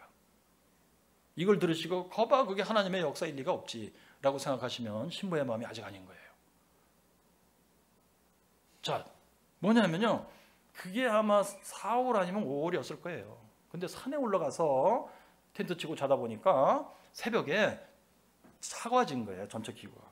그래가지고 뭐 몸이 초져가지고 막 언다 이런 상태가 된 거죠. 그거를 이제 이 사람은 4시에 일어나는 습관이 있었기 때문에 4시에 의식이 올라와가지고 머리부터 차갑게 느낀 겁니다. 그런데 그것을 하나님의 음성으로 들었다는 사실이 중요합니다. 종수야, 네 머리는 새 거다. 이렇게 들을 수 있었던 게 뭐냐? 그래도 하나님에 대한 믿음이 있었던 사람이고 신부의 마음을 알고 갖고 왔던 사람이기 때문에 그래요. 그랬을 때 자연과학적으로는 찬 기운 때문에 머리가 차온 거지만, 그걸 사용해서 성령 하나님은 이 종수의 영혼에 하나님의 음성을 들리게 했던 거예요. 그때 하나님의 역사가 실제로 있었던 거예요. 그래서 종수가 이제 산에서 내려와 가지고 엑스레이를 찍어봤대요. 그랬더니 그게 석회질로 바뀌었다고 그러나 뭐 저는 자세히 모르겠는데요. 그런 경우들을 제가 간혹 들었어요. 다 맥혔어요, 말하자면. 예, 그 결핵군이 다 파먹었던 걸 다 메꿔줬어요, 이게. 그래서 의사의 진단도 다 낫다 해요. 그런데요, 이런 기적은 진짜 간혹 있더라고요. 저희 그 동기 동창되는 목사님인데 안승철 목사 3학년쯤에 신학교 다니다 3학년쯤에 폐병에 걸려요. 그래서 아주 심각하게 돼가지고 다시 마산 고향으로 돌아갔어요. 그리고서는 뭐 거의 마지막이다 이런 좌절감을 갖고 산에 들어가서 기도를 했대요. 똑같은 경험을 한 거예요. 완전히 신유의 역사로 폐벽이 다 가지고 나온 거예요. 여러분, 자 그런데 원정수가 이제 할아버지 경험을 제가 말씀드리려고 그래요. 저희 집사람이 왜 노인 봉사를 하려고 했고 이걸 통해서 하나님이 역사하신 건지 그 맥락을 말씀드리려고 그래요. 그러니까 하나님을 체험한 사람들의 얘기를 듣고 성령의 감화감동을 받는 수가 많이 있어요. 저희 집사람은 그런 케이스인데, 원정수가 이제 어머니를 통해서 마태복음 25장에 그 예수님, 이 형제 중에 작은 자 하나를 간접으로 체험을 했죠. 그 다음에 원정수가 이제 의과 대학생이 돼서 산에 올라가서 이런 체험도 한 후인데 아르바이트를 하게 돼요. 그래가지고 아르바이트 첫 번째 월급을 받게 돼요. 그때 생각이, 우리 어머니가 돼지고기 수육을 좋아하시니까 내가 이 돈 가지고 엄마한테 가서 돼지고기 사서 수육 삶아서 드려야지 해가지고 서울서 고속버스 막 차를 타고 대전으로 내려와요. 그 아르바이트 월급 받은 거 다 주머니에 넣고. 그런데 터미널에 딱 들어오는데 이렇게 보니까 사람들이 내리는 데 있잖아요, 승강장. 거기에 그지 할아버지가 한 분이 딱 서 있는 거예요. 그때 원정수의 가슴이 철렁 내려앉았어요. 왜냐하면 어머니한테 늘 강조해서 듣던 그 얘기, 그지 할아버지는 마태복음 25장에 예수님인 거야. 예수님이 그랬잖아. 작은 자 나이가 한 것이 예수님 나한테 한 거라고. 이 겉으로는 그지 할아버지처럼 보이지만 그 옆에, 뒤에, 앞에 예수님이, 눈에 안 보이는 예수님이 서 있는 거라니까. 그 예수님을 섬기는 거야 결국. 이렇게 배웠던 것 같아요. 그런데 종수가, 그렇다면 뭐요? 이 그지 할아버지한테 내가 당연히 주머니에 들어있는 아르바이트 월급을 주어야 돼. 그것도 이게 쉬어가지고 3분의 1만 드릴까? 이러면 안 돼. 예수님께 드리는 거니까 싹 다 드려야 돼. 이런 개념이에요 이게. 그래서 가슴이 철렁 내려앉은 거예요. 아직은 믿음이 그렇게 강할 때가 아닌 거예요. 그죠? 그렇지만 약하지만 그거를 따라가고 있었어요. 이게 신부의 마음이 생긴다는 과정이 이래요. 처음에 약해요. 그런데 하나님의 역사를 잘 따라가시면, 하나님의 은혜를 잘 받으시면 점점 이렇게 인도되면서 강하게 돼요. 그런 거죠. 자, 그래서 이제 원정수가 이 돈은 엄마 돼지고기 사드려야 되는데, 그래서 사람들은 내리는데 자기 막 뒤로 갔대요. 버스 뒤로. 그 짧은 순간 동안에 이 할아버지가 딴 데 가버리길 바랬어. 맨 마지막에 내렸는데 그 아버지가 딱 버티고 섰대요. 그래서 돈을 다 꺼내줬대요. 그리고 한 말이, 할아버지 이 추운데 왜 바깥에 나와 서 계세요? 그랬대요. 가로 열고 약간 원망스러워서. 그리고 집에 가는데 막 후회가 됐대요. 아유, 그냥 조금만 드릴 걸 그랬나. 하나님이 해도 너무하신다. 하나님이 해도 너무하신다. 그리고 집 가까이 갔는데 그 정육점에 불이 켜져 있고 돼지고기가 이렇게 걸려 있더래요. 하나님이 구태여 저걸 보이게 하신 건 또 뭐야. 그래가지고 집에 갔는데 엄마가 너 갑자기 왜 왔냐 그래서 그냥 왔어요. 그리고서는 이불을 뒤집으시고 울었대요. 믿음이 좀 약하긴 약해져. 근데 방향은 정확하게 맞았어요. 그죠? 쫙 가는 거예요. 그때 하나님은 다 보고 계신 거고, 원정수는 그때는 미처 몰랐던 그 먼 미래의 그 일들. 원정수가 이 간증을 나중에 하게 돼요. 수십 년 뒤에. 그때 대한민국에서도, 미국에서도 한인들, 대한민국에서도 수많은 사람들이 은혜를 받게 돼요. 그 중에 한 사람이 저예요. 원정수의 간증을 듣고 저는 예수 믿고 중생한 사람이고, 원정수의 간증 때문에 저는 사실은 성령 세례를 받으며 지금 여기까지 오게 된 겁니다. 저의 신앙은 원정수 그분의 신앙과 비교할 바가 못 되지만 분위기 종류는 비슷한 겁니다. 이런 것을 전문 용어로 부르면 은사주의라고 그래요. 영어로는 charismatic movement인데요. 미국에서는 1960년대, 70년대 초 그때 있었던 운동이에요. 그때는 미국에서도 로마 가톨릭 교회 사람들도 막 방언으로 기도하고, 우리나라의 명동성당에도 그게 들어와요. 그래서 명동성당에서 모여서 막 방언 받고 방언으로 찬양하고 한 운동이 한때 있었어요. 그리고 그것이 개신교에서는 1980년대 초반, 중반, 후반? 80년대 들어오면서 우리 개신교, 대한민국 개신교에서는 찬양 예배라고 그러죠. 저녁 예배는 찬양 예배. 그래서 막 박수 치고 하고 막 두 손 들고 찬양하기, 그게 은사주의 운동이에요. 카리스마틱 무브먼트. 원정수가 사실은 그 흐름을 타면서 하나님을 체험하고 했던 것입니다. 자, 그런데 아무튼 원정수는 이제 그게 이제 두 번째 할아버지 체험이잖아요. 중요한 거 하나님은 다 보고 계시며 내신 성적표에 쓰고 계셨다는 사실이에요. 즉 은혜의 수단을 사용하라 한 대로 네가 은혜의 수단을 사용했으니 굶은 자를 먹이라 그거예요. 가장 좋은 때에 너에게 내가 약속한 대로 은혜를 줄 것이다 그거예요. 네. 자, 그다음에 이제 세 번째 할아버지가 나와요. 이거는 원정수가 이제 그 의사고시 보고 의사가 돼서 인턴을 할 때인가 봐요. 영등포에서 한 번은 점심 먹고 들어오는데 그 접수 창구에서 어떤 그지 할아버지가 서가지고 막 직원하고 싸우고 있더래요. 그 뭔 일인가 가서 물어봤더니 이 그지 할아버지가 돈은 없는데 이 종기가 허벅지에 종기가 나가지고 너무 아프다. 이걸 치료해달라. 그러고 온 거래요. 그랬더니 직원이 돈이 없으면 안 된다고 했던 거예요. 그래서 원정수가 알고 내가 돈 내겠다 하고 그 할아버지 모시고 들어가서 치료를 정성스럽게 다 했대요. 고름도 짜고 연고도 발라드리고 약도 드리고 주사도 칵 놔드리고 그 이제 할아버지 다 됐다고 가시라고 했더니 할아버지가 이제 갔는데 그 뒷모습을 보고 갑자기 들어온 마음이 뭐냐면 그 당시에는 이제 영양실조 때문에 종기가 많이 났대요. 저거 고기를 잘 먹고 좀 영양을 보충하면 잘 낫는 병인데 저 할아버지가 돈이 있을 리가 없죠. 그래서 할아버지 잠깐 이렇게 해가지고 역시 한 달 생활비를 주머니에 다 넣고 다녔는지 그 양반은 다 돈 꺼내서 다 준 거예요. 할아버지 이걸로 고기 사 드세요. 아주 자랑스럽게. 예. 그리고선 기뻤대요. 이것이 그분의 할아버지 체험이에요. 근데 나중에 이제 미국 가서 한인교회에서 간증하라 오시라 그래서 간증하러 이제 갔다 그랬잖아요. 간증을 그 전에는 안 했나 봐요. 그래서 뭘 간증할까 하고 기도하고 있는데 갑자기 그지 할아버지 세 분이 척척척 나온 거예요. 그러면서 예수님이 거기 미국에서 그런가 예수님이 영어로 말씀하시더래요. It was me. 그게 나였다 이러시더래요. 그래서 아우 예수님 그러면 진작 말씀하시지. 근데 첫 번째 할아버지는 내가 너무 더러워서 막대기로 막 이렇게 했는데 두 번째 할아버지는 내가 막 돈 드리고도 막 내가 참 너무 참 억울해하고 막 그랬는데 세 번째 할아버지는 내가 자랑스럽게 했지만 그 얘기를 듣고 저희 집사람이 나도 노인봉사하겠다 이렇게 된 거예요. 그래서 알았다. 그러면은 어떻게 할래? 그래서 양로원에 가서 뭐 청소도 해드리고 밥도 좀 해드리고 하면 되지 않을까?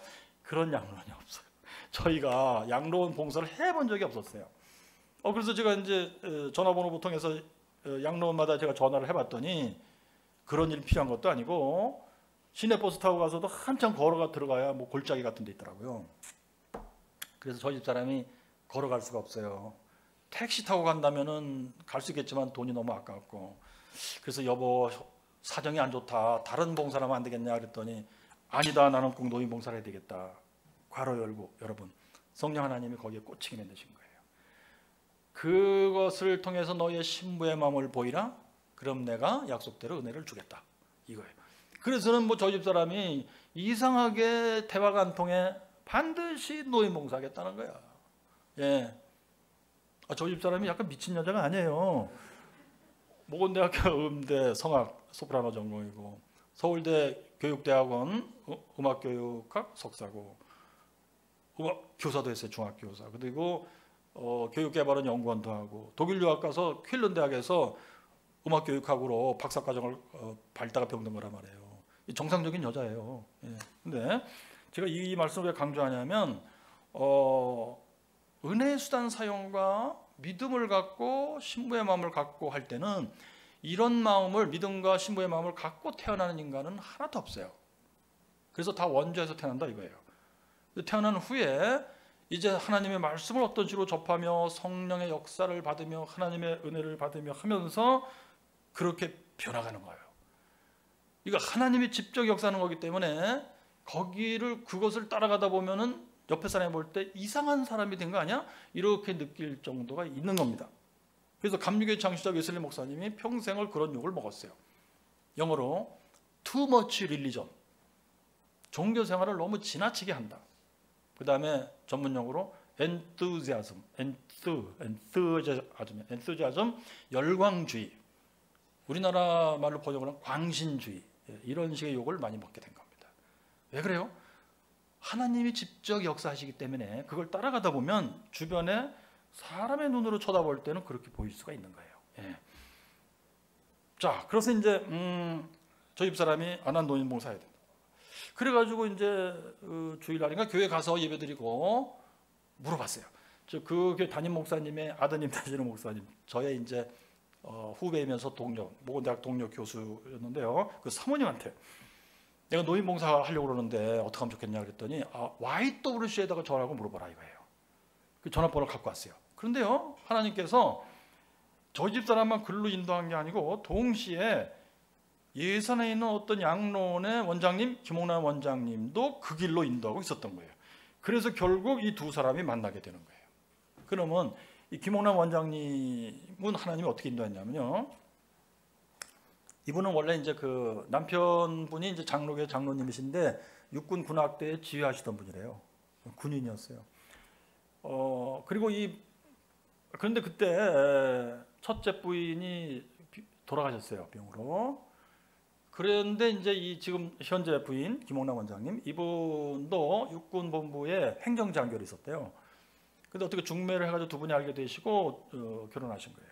이 장로님은 재혼이고 이 원장님은 초혼인 것 같아요. 그래가지고 좀 더 있다가 예편 제대하시고 고향 예산으로 와가지고 거기에 이제 사과 과손을 이제 하는 집인데 그 과손 구탱에 살림집이 있었던 거예요. 거기서 하시는 거예요. 그런데 이 김홍남 원장님이 참 믿음이 좋으신 분이야. 그래서 다니다가 보게 되거든 또는 듣게 되거든 간에 무위탁 노인, 나의 도움을 필요로 하는 노인, 나도 힘들지만 해필이면 나의 도움을 필요로 해서 내가 도와주지 않으면 안 되는, 그런데 내가 도와준 것을 갚아줄 형편이 못 되는 사람들. 이게 원정수의 할아버지 데피니션이에요. 이게 마태복음 25장에 이 형제적인 지극히 작은 자나의 데피니션이 그래요. 근데 김홍남 원장님도 같은 데피니션을 갖고 있었더라고요. 이게 놀라워요. 그 시대에 이렇게 신앙생활을 굉장히 영적으로 잘하시는 분들 속에 어떻게 해서 이런 공통점이 생겼는지 정확히 모르겠는데 놀랍게도 같은 개념을 갖고 있었어요.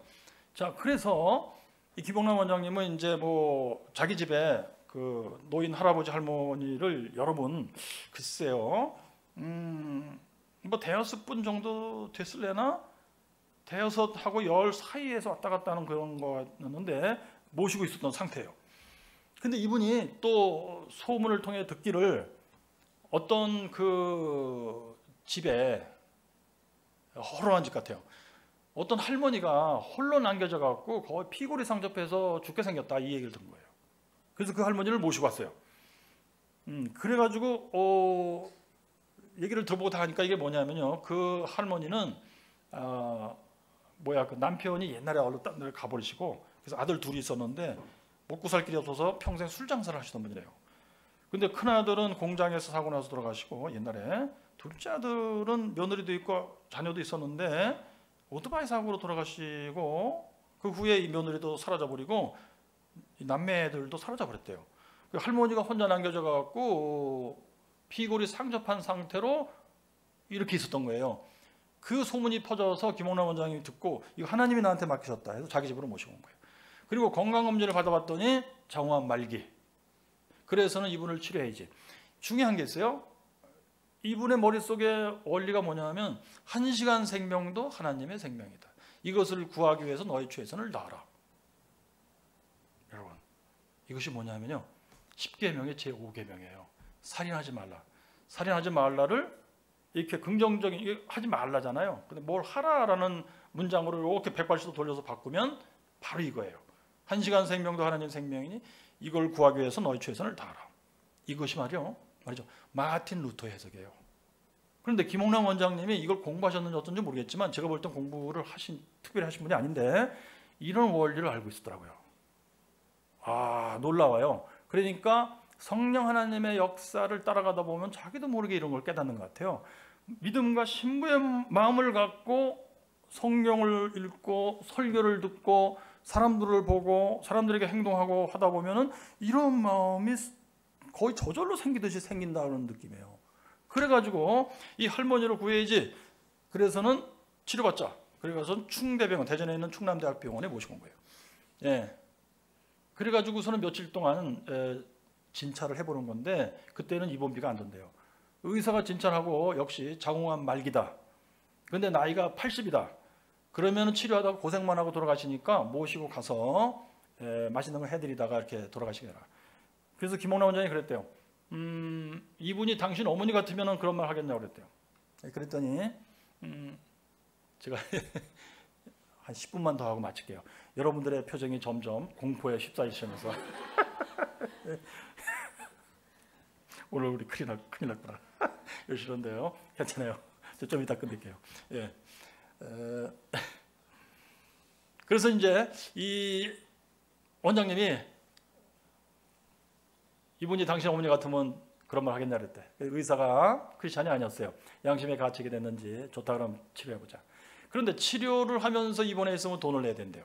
근데 여기 돈이 없으니까 그 병원 근처에 방안을 얻어서 할머니 모시고 원장님이 같이 있으면서 치료받으라고 그랬대요. 근데 방이 있다고 해서 가보면은 그런 할머니 우리가 방 줄 수 없다. 여기 계시다가 돌아가시면 안 된다. 그러니까 사람들의 생각이 다 그거였어요. 여기 중요한 게 있잖아요. 이 사건이 어떻게 진행되는지 우리는 이제 알고 있어요. 저는요. 말씀드릴게요. 하나님의 참 복이 쏟아지는 역사예요. 그런데 사람들은 예수 안 믿는 사람들이겠지만요. 혹시 간혹 예수 믿는 사람도 사람 생각으로 내가 피해 본다는 것을 미리 피하고 싶은 거죠. 그게 신부의 마음과 반대 마음이에요. 네, 내 생각이 먼저 앞서는 거죠. 그것을 성경 용어로는 교만이라고 불러요. 하나님의 뜻은 관두고 내 뜻대로 뭔가 잘 살아야 되지. 이게 큰일 나. 나도 큰일 나. 이것을 교만이라고 불러요. 네. 자, 그래서 이 원장님이 방을 못 구했어요. 그래서 그 앞에 있는 큰 장로교가 있었는데 병원 앞에 거기 가서 소원 헌금 드리고 막 울면서 기도했대. 그래서 직원들이 나와가지고 왜 그러시냐. 여차저차 이 할머니 모실 방. 그랬더니 우리가 한번 알아보겠다. 근데 못 구했어요.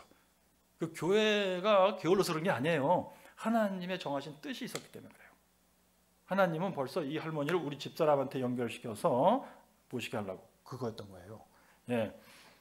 자, 그래서 이제 여러분 그러므로 우리가 뭐 일상적인 삶을 살든 신앙적인 삶을 살든 교회에서 어떤 일이 있든 우리가 뭔 일을 하려고 그랬는데 잘 안 됐어. 우리가 게을러서 그랬나 봐. 이렇게 생각하시기보다는 하나님의 뜻대로 더욱 귀한 일이 있도록 하려고 더욱 좋으라고 우리가 의도했던 대로 된 게 아니야. 그리고 저쪽으로 간 거야. 우리 기뻐하자. 감사하며 기뻐하자. 이렇게 하는 게 맞아요, 사실은. 자, 그런 이치를 여러분이 깨달으시면 여러분들의 인생이 한결 가벼워지실 거라 그렇게 생각합니다. 네. 저도 그걸 뒤늦게 알고요. 제 인생이 한결 가벼워졌습니다. 그거는 혹시 내일 주일날 말씀드리다가 좀 자세히 설명드릴 수 있을까 생각해요. 자, 이제 그래가지고 결국 이제 그 원장님이 그러면 일단은 예산으로 돌아가자. 이 할머니 모시고. 그래서는 자기 자가용에 할머니 뒤에 태우고 충대병원을 나서려고 이제 운전하고 이제 나오는데 신호에 걸려서 기다리고 있게 됐어요. 그때 이 원장님이 잠깐 마음에 원망했다고 그래요. 하나님, 이 할머니는 내 엄마도 아닌데 하나님이 나한테 알게 하신 진리를 따라서 순종하려고 한 건데 왜 하나님 안 도우십니까? 괄호 열고 하나님은 우리에게 주시는 거 아무것도 없지만 받으실 건 다 받으셔야 된단다. 하나님 뜻대로 살다가 그냥 죽자까지 거. 이런 마음이 원망의 근원인데 하나님은 그걸 다 듣고 계시면서 어떤 경우는 화를 내시지만 어떤 경우에는 조금만 기다려. 내가 역사할 테니까. 아이고 급하기도 하지 이놈아. 이렇게 반응을 보이실 경우가 있어요. 지금 원장님은 그 경우예요. 그래서 기다리고 있는데 신호를 YW라는 글자가 싹 지나가더래요. 여러분 이상하시죠? 이런 영적인 세계를 저도 뒤늦게 알았어요, 여러분. 이 영적인 세계를 좀 느껴보시도록 제가 알고 있는 것 몇 가지를 빨리빨리 말씀드릴게요. 자, 영국에 옛날에 1800년대가 1900년대 총과 사이코패스가 있었어요. 연쇄살인범. 많은 사람을 죽였어요. 근데 경찰이 이 사람을 추적하면서 거의 잡을 뻔했는데 DNA 기법이 발달이 안 된 때였어요, 그때는. 그래서 증거를 못 잡아요. 그래서 이 사이코패스는 자연사에서 묻히게 돼요. 이제 한 몇 년 뒤에 DNA 기법이 발달이 돼요. 그래서는 DNA를 다 확보했고 분석을 다 했어요.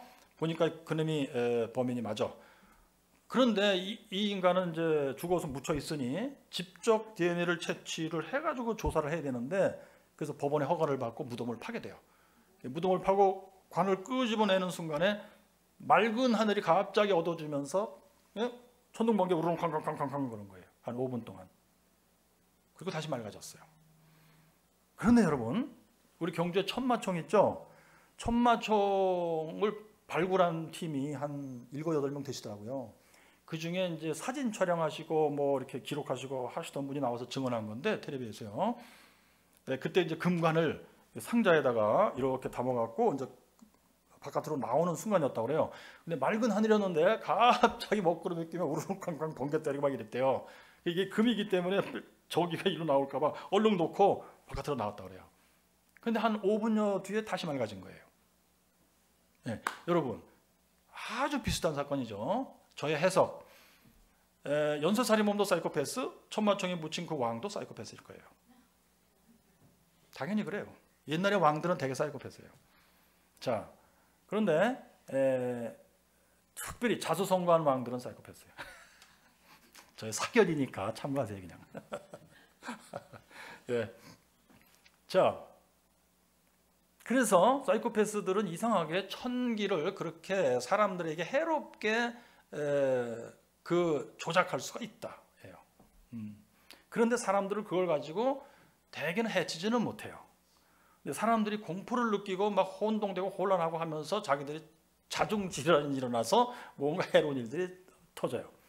그래서 예수 믿는 사람들은 그 이치를 잘 아시고 담대한 믿음을 가지라. 하나님이 주관하시도다. 성령 하나님이 역사하시도다.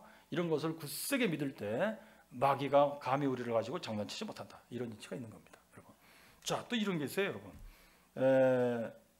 그 죽은 사람의 그 영혼이 또한 뭔가 역사하는 수가 있는데, 죽은 사람의 그 친구가 바다에 나가서 뭐 고기를 잡고 어업을 하고 있는데 거기는 나비가 날아올 수 있는 환경이 전혀 아니에요. 근데 갑자기 나비 한 마리가 자기 눈앞에서 플라플라플라. 이런 스토리는 의외로 상당히 많습니다. 네. 오늘 제가 호텔에서도 여기 나오려고 이제 옷 입고 준비하고선 세상에 이런 일이 옛날 거더라고요. 거기에 바로 그 테마가 나오더라고요. 예. 여러분, 이런 것들이 있습니다. 그런데 놀랍게도 우리 감리교회 창시자 웨슬리 목사님도 그 얘기를 했어요. 뭐냐면 이겁니다. 사람이 살다 죽으면 그 영혼은 그러니까 누가 보면 낙원이라고 하는 데 가 있거나, 그게 이제 아브라함의 품 또는 그리스도의 곁, 이렇게도 표현되는 거기에요. 예. 보통 우리는 천국이라고도 하고 천당이라고도 하는데 신학적으로는 정확하지는 않지만 뭐 대충 개념은 알아요. 거기가 있어요. 그리고 그렇지 않은 다른 영들은 꺼지지 않는 불 속에 들어가 있어요. 예. 근데 이 양쪽을 다, 이쪽은 좋은 쪽은 착한 천사들, 그러니까 선한 천사들이 거기서 이제 하나님의 신부를 하면서 있다고 그래요. 그리고 꺼지지 않는 불에는 하나님께 대적하고 저주를 받으며 쫓겨내려온 evil angels, 악한 천사들이 있다고 그래요. 자, 이 악한 천사들이 귀신들이에요. 그런데 이들이 자, 우선 죽은 사람들의 영혼을 때로는 같이 데리고 나와서 인간 사회에서 역사하는 수가 있다. 그 웨슬리 목사님 얘기예요. 그런데 대개 악한 영들은 인간에게 해로운 역사를 한다. 예를 들면 그거예요. 뭐 갑자기 먹구름 끼고 막 구름, 천둥번개 번쩍번쩍하고 막 이럴 수가 있는 거예요. 예, 그게 가짜가 아니에요, 실제로. 예, 그 다음에 선한 천사들도 이 죽은 사람의 영, 선한 영들을 데리고 나와서 인간 사회에서 아주 자주는 아니지만 혹시 때때로는 역사할 수가 있다. 예, 그럴 때 간절한 마음을 가진 사람에게는 그것이 감지가 된다. 예. 오늘 제가 트립스 본 것도 그거예요. 어떤 그 아주머니신데 자기 아들이 다리에 병이 있어갖고 앓다가 죽었대요, 어린 나이. 그런데 까마귀가 날라와서 계속 자기한테 접근하고, 다른 사람한테는 까마귀가 막 해롭게 하는데 자기한테는 그렇게 친절하게 하고, 그래서 막 벌레도 잡아먹이고 막 그래가지고 한동안 이게 우리 아들이 다시 온 건가 생각하면서 막 까마귀하고 뽀뽀도 해. 예, 그러면서 그렇게 한동안 그러더니 뭐 며칠 그랬나 봐요. 까마귀가 또 2마리의 까마귀를 데리고 와서 뭐 그렇게 그 식당을 하시던 아줌마 같은데 그 앞에서 막 한동안 울더니 떠나가 버리고 그 후로는 안 나타난대요. 자, 이런 경우에요. 자기 아들의 죽은 영혼이 까마귀라는 형태를 그 까마귀 자체가 맞을 거예요. 그것을 통해서 자기 자신을 표현해 나오는 거예요. 그 의미는 뭐냐 했을 때 나 잘 있다 그거예요. 근데 여러분 이것은 서울대 의과대학 의사신 분인데 그분 전함을 잊어버렸어요. 유튜브에 이제 나와서 강연한 게 있는데 그분도 그 얘기하더라고요. 그걸 뭐냐? After death communication, 사후 통신. 네. 그런 것이 있다. 의사들이 미국에서 몇 년 전인가 그 선언을 한 바가 있다고 그래요. 사후 통신이라는 게 있다 실제로. 자, 그래서 제가 이 말씀을 해드리냐면요, 영적인 세계라는 건 있다는 사실을 말씀드리려고 그래요. 그것이 성경에도 나와 있고 예수 믿는 사람들 가운데 이것을 감지하고 느꼈고 그렇게 믿은 사람들은 한결같이 그 얘기를 한다는 사실이에요. 저도 그것을 체험한 거예요. 예. 자, 그래서 이제 그 원장님이 이제 여러분 김홍남 원장님이 이 할머니를 모시고 결국 집으로 가려고 했는데 YWC라는 글자가 싹 지나갔다. 당연히 가능합니다. 혹시 여러분 뉴스나 유튜브에서 혹시 보신 일이 이런 게 있을 거예요. 마귀 역사도 있는데요. 뭐냐면 만인교회의 이재롱 목사인가요?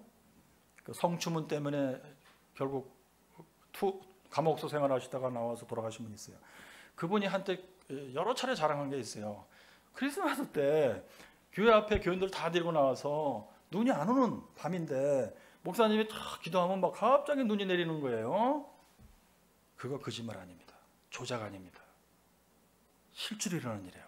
그런데 그것은 제가 볼 때 마귀 귀신의 역사입니다. 귀신이 그걸 실제로 할 수 있다고 저는 믿어요. 예. 결국 근데 그 사람들이 한 일은 결국 마귀의 종로로 탄 거예요. 결국요. 예. 자, 아무튼 그래서 YWC 글자가 지나가서 이분이 맞아 거기 가서 물어봐야 되겠다 하고서 차를 몰고 물어보러 갔대요.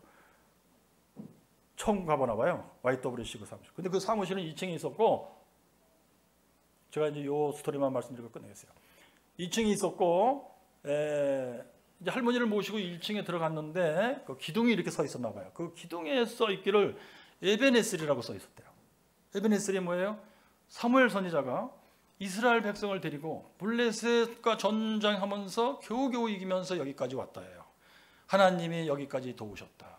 이 뜻으로 에베네셀 하고 바위에 새겨갖고 세우는 거예요. 하나님이 우리를 여기까지 도우셨다. 그 글자를 보고 이 원장님이 울기 시작했대요. 이 뜻을 알아갖고 하나님이 우리를 여기까지 인도하셨는데 내가 조금 전에 하나님이 왜 안 도우십니까? 라고 원망했던 게 너무 참 죄송해서 가로 열고 신부의 마음 가로 닫고 막 그냥 흐느껴 울면서 올라갔대 2층에. 오연숙 총무님. 예. 그분이 왜 왔냐 그래서 말을 설명해야 되는데 너무 울먹거려서 말을 못했어요. 그랬더니 종이를 내주고 쓰라 그래서 종이를 썼어요. 이 할머니 여차저차 모실 방을 하나 구해달라고. 그랬더니 알았다. 예. 일단 예산에 가 계시라. 그리고 2-3시간 뒤에 저 집 사람이 전화한 거예요. 그걸로. 노인봉사하겠습니다. 그랬더니 오연숙 총무님이 마침 그러잖아도 2-3시간 전에 할머니 맡긴 사람이 있다 이거야.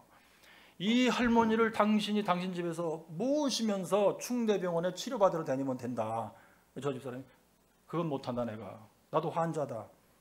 나도 정신과 약을 지금 8년째 먹는 사람이고 나는 파킨슨병 약을 먹은 지 6개월 된 사람이다. 손이 떨리고 잘 걷지 못해서 난 그건 못한다 그랬더니 오연수 총무님이 그러시냐 그럼 안 되겠다 이렇게 한 게 아니고 이 성령님의 역사하고 신부의 마음이 있는 사람들은 옆에서 보통 머리를 가진 사람이 볼 때는 대충 다 미친 사람 같아요. 오연숙 총무님 한 말이 이거예요. 노인봉사를 부탁받고 내가 노인봉사하겠다고 전화한 사람이 당신이 처음입니다. 하나님이 당신한테 맡긴 겁니다. 그러니까 당신은 이 할머니를 반드시 모셔야 됩니다. 그래서 나는 못한다. 그러니까 노인봉사 하겠다고 전화해가지고 나 노인봉사 못한다 이렇게 된 거예요.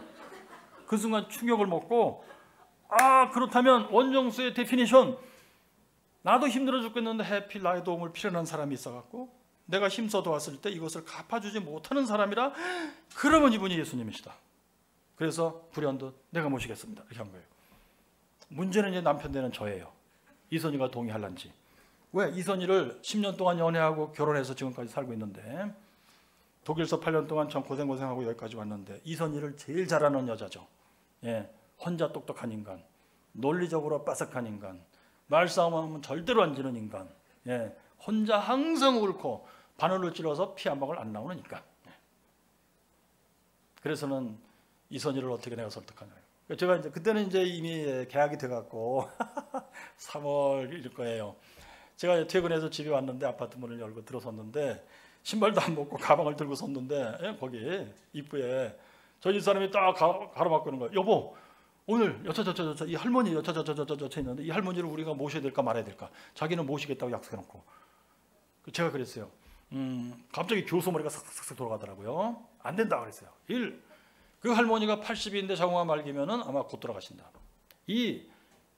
그 양로원이 정체가 뭔지 우리는 아직 모른다. 거기가 사악한 데 같으면 우리 큰일 난다. 3. 이 할머니가 우리 집에 와서 돌아가신다고 치자. 그때 그 양로원이 우리한테 다 뒤집어지고 우리 엄청나게 민사소송 걸린다 우리. 나 신문에 난다. 노인 모시겠다고 모셔놓고 사람 죽였다 이거요. 안 된다 그랬어요. 노인 봉사하는데 하필 이렇게 해야 되느냐. 좀 더 안전한 길이 있지 않냐 그랬더니 저 집사람이 딱 하는 말이 이거예요. 이런 분이라면 예수님이랬잖아. 제가 저희 집사람 얼굴에서 그 무시무시한 거룩을 본 두 번째 사건이에요 이것이. 그래서 제가 놀래갖고 알았어. 전 그러면 모시자고. 전화는 내가 할게. 자랑스러운 건 내가 먼저 하려고. 그래가지고 전화. 원장님 그 할머니를 저희가 모시겠습니다. 그랬더니 아이고 이렇게 천사 같은 분들이 있냐고. 그래서 제가 그랬어요. 원장님 저 숙식은 무료입니다. 저는요 그때 그런 분 모시면 숙식비를 받는 줄 알았어요. 근데 그건 안 받을 테니까 무료 하고. 그런데 이 할머니 모시고 병원에 왔다 갔다 해야 되는데 우리는 자가용이 없고 버스 못 타고 다니니까 택시비는 원장님 내세요. 그랬더니 아이고 그러시라고. 원 세상에 이렇게 천사 같은 분들이 있냐고. 이 원장님이 그 앞에 무지하게 고생했잖아요. 그죠? 방구하려고. 그러니까 막 저희가 천사처럼 보인 거예요. 그래서 맨날 몇 시에 오시라고. 그렇게 하고서는 자 이제 나 밥을 먹어야지. 돌아서는데 너 예수님한테서 택시비 받을래? 안 되지. 그래서 원장님 택시비도 필요 없어요. 그냥 오세요. 그래가지고 이제 밥상을 이제 받았는데 한두 술 뜨다 말고 막 뜨거운 눈물이 막 줄줄 흘리기 시작하는 거예요. 내가 이런 사람이 되었는가? 너무 감격스러워갖고 막. 예. 그때 제가 알았어요. 성령님이 기뻐하신다는 게 어떤 느낌으로 오는지. 그렇구나.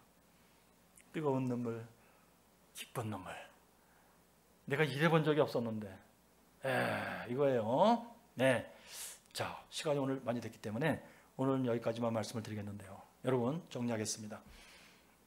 왜 하나님이 이렇게 역사하셨는가? 이유는 간단해요.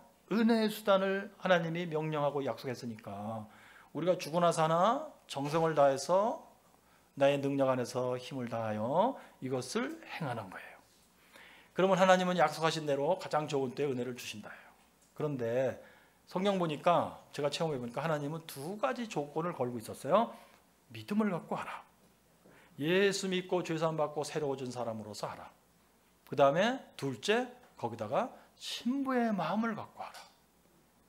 이 신부의 마음을 터득하기가 조금 쉽지는 않아요. 제가 이제 여러 가지로 말씀드리면서 좀 이해를 이렇게 되시도록 해드리는데요. 저는 신부의 마음을 파악하는데 제일 도움이 됐던 사람이 원정수 권사 어머니와 그 원정수 권사 자신이에요. 그래서 그 테이프를 제가 겨울방학 때 94년 2월 달에 거의 한 달 반 정도를 맨날 들었어요. 하루 종일 들었어요. 그리고 계속 울면서 콧물 풀어가면서 들었어요. 그러면서 어느 한순간에 나는 예수 믿고 구원받은 사람이 아니구나 이걸 느꼈어요. 나는 하나님을 이렇게 안 적이 없었어요. 그런데 참 고민을 하다가 어느 순간에 갑자기 머릿속이 환해지는 체험을 하게 돼요. 맞다, 내가 하나님을 알았다. 어떻게 하면 되는 거냐? 원정수가 했다는 대로 하면 된다. 그랬어요, 간단히. 그때부터 제가 이제 그 순간에 예수 믿고 죄 사함 받으며 거듭나는 순간이었는데요. 사람이 완전히 달라졌어요. 자, 그런 상태였는데 저에게도 믿음이 있고 아직 신부의 마음이 이제 시작은 됐지만 아직 우리 집사람보다 크지는 않았어요. 자, 그래서 하나님이 저희 집사람한테 그 할머니를 맡기게 되는 거예요. 자, 그러면서 이제 저희 집에서 70일 동안 할머니가 계시는 동안 이러저러한 일들이 있었고 드디어는 두 사람이 다 거의 같은 순간에 신유의 역사로 막 기적같이 병이 나버린 거예요. 자, 그러면 내일 낮에 이어서 말씀을 드리겠습니다. 오늘 제가 정리하는 그거예요. 여러분들이 지금까지 사실 다 해오시던 일이에요. 은혜의 수단은 여러분들이 다 해오셨어요. 사실 믿음을 갖고 하신 거 맞아요. 근데 되게 부족한 게 어디냐면 신부의 마음이에요. 오늘 제가 말씀드린 대로 신부의 마음은 예수님 자신이 강조하신 거예요. 너희들은 나의 신부라. 웨딩드레스를 너희들은 내가 준 돈으로, 예수님 나의 핏값으로 웨딩드레스를 입은 사람들이야. 내가 반드시 와서 너희들을 다시 데려간다. 있을 곳도 내가 다 준비했다 지금. 그런데 웨딩드레스를 더럽히지 말라. 항상 거룩하라. 웨딩드레스 입고 자고 입고 일하고 항상 해야 돼. 그러면 아버지가 이때다 할 때가 올 거야. 그때 내가 너희들을 와서 lift up, 너희들을 휴거하여, 아주 귀하게 발이 땅에 닿지 않도록 귀하게 들고 모시고 가리라. 그래서 어린 양의 결혼잔치가 있을 거야. 그때 우리는 새하늘과 새 땅에서 우리는 하나님 옆에서 파랗게 빛나며, 그때는 멸류관이라고 그랬어요. 의의 멸류관. 멸류관을 쓰고 너희들이 다 왕처럼 될 것이야.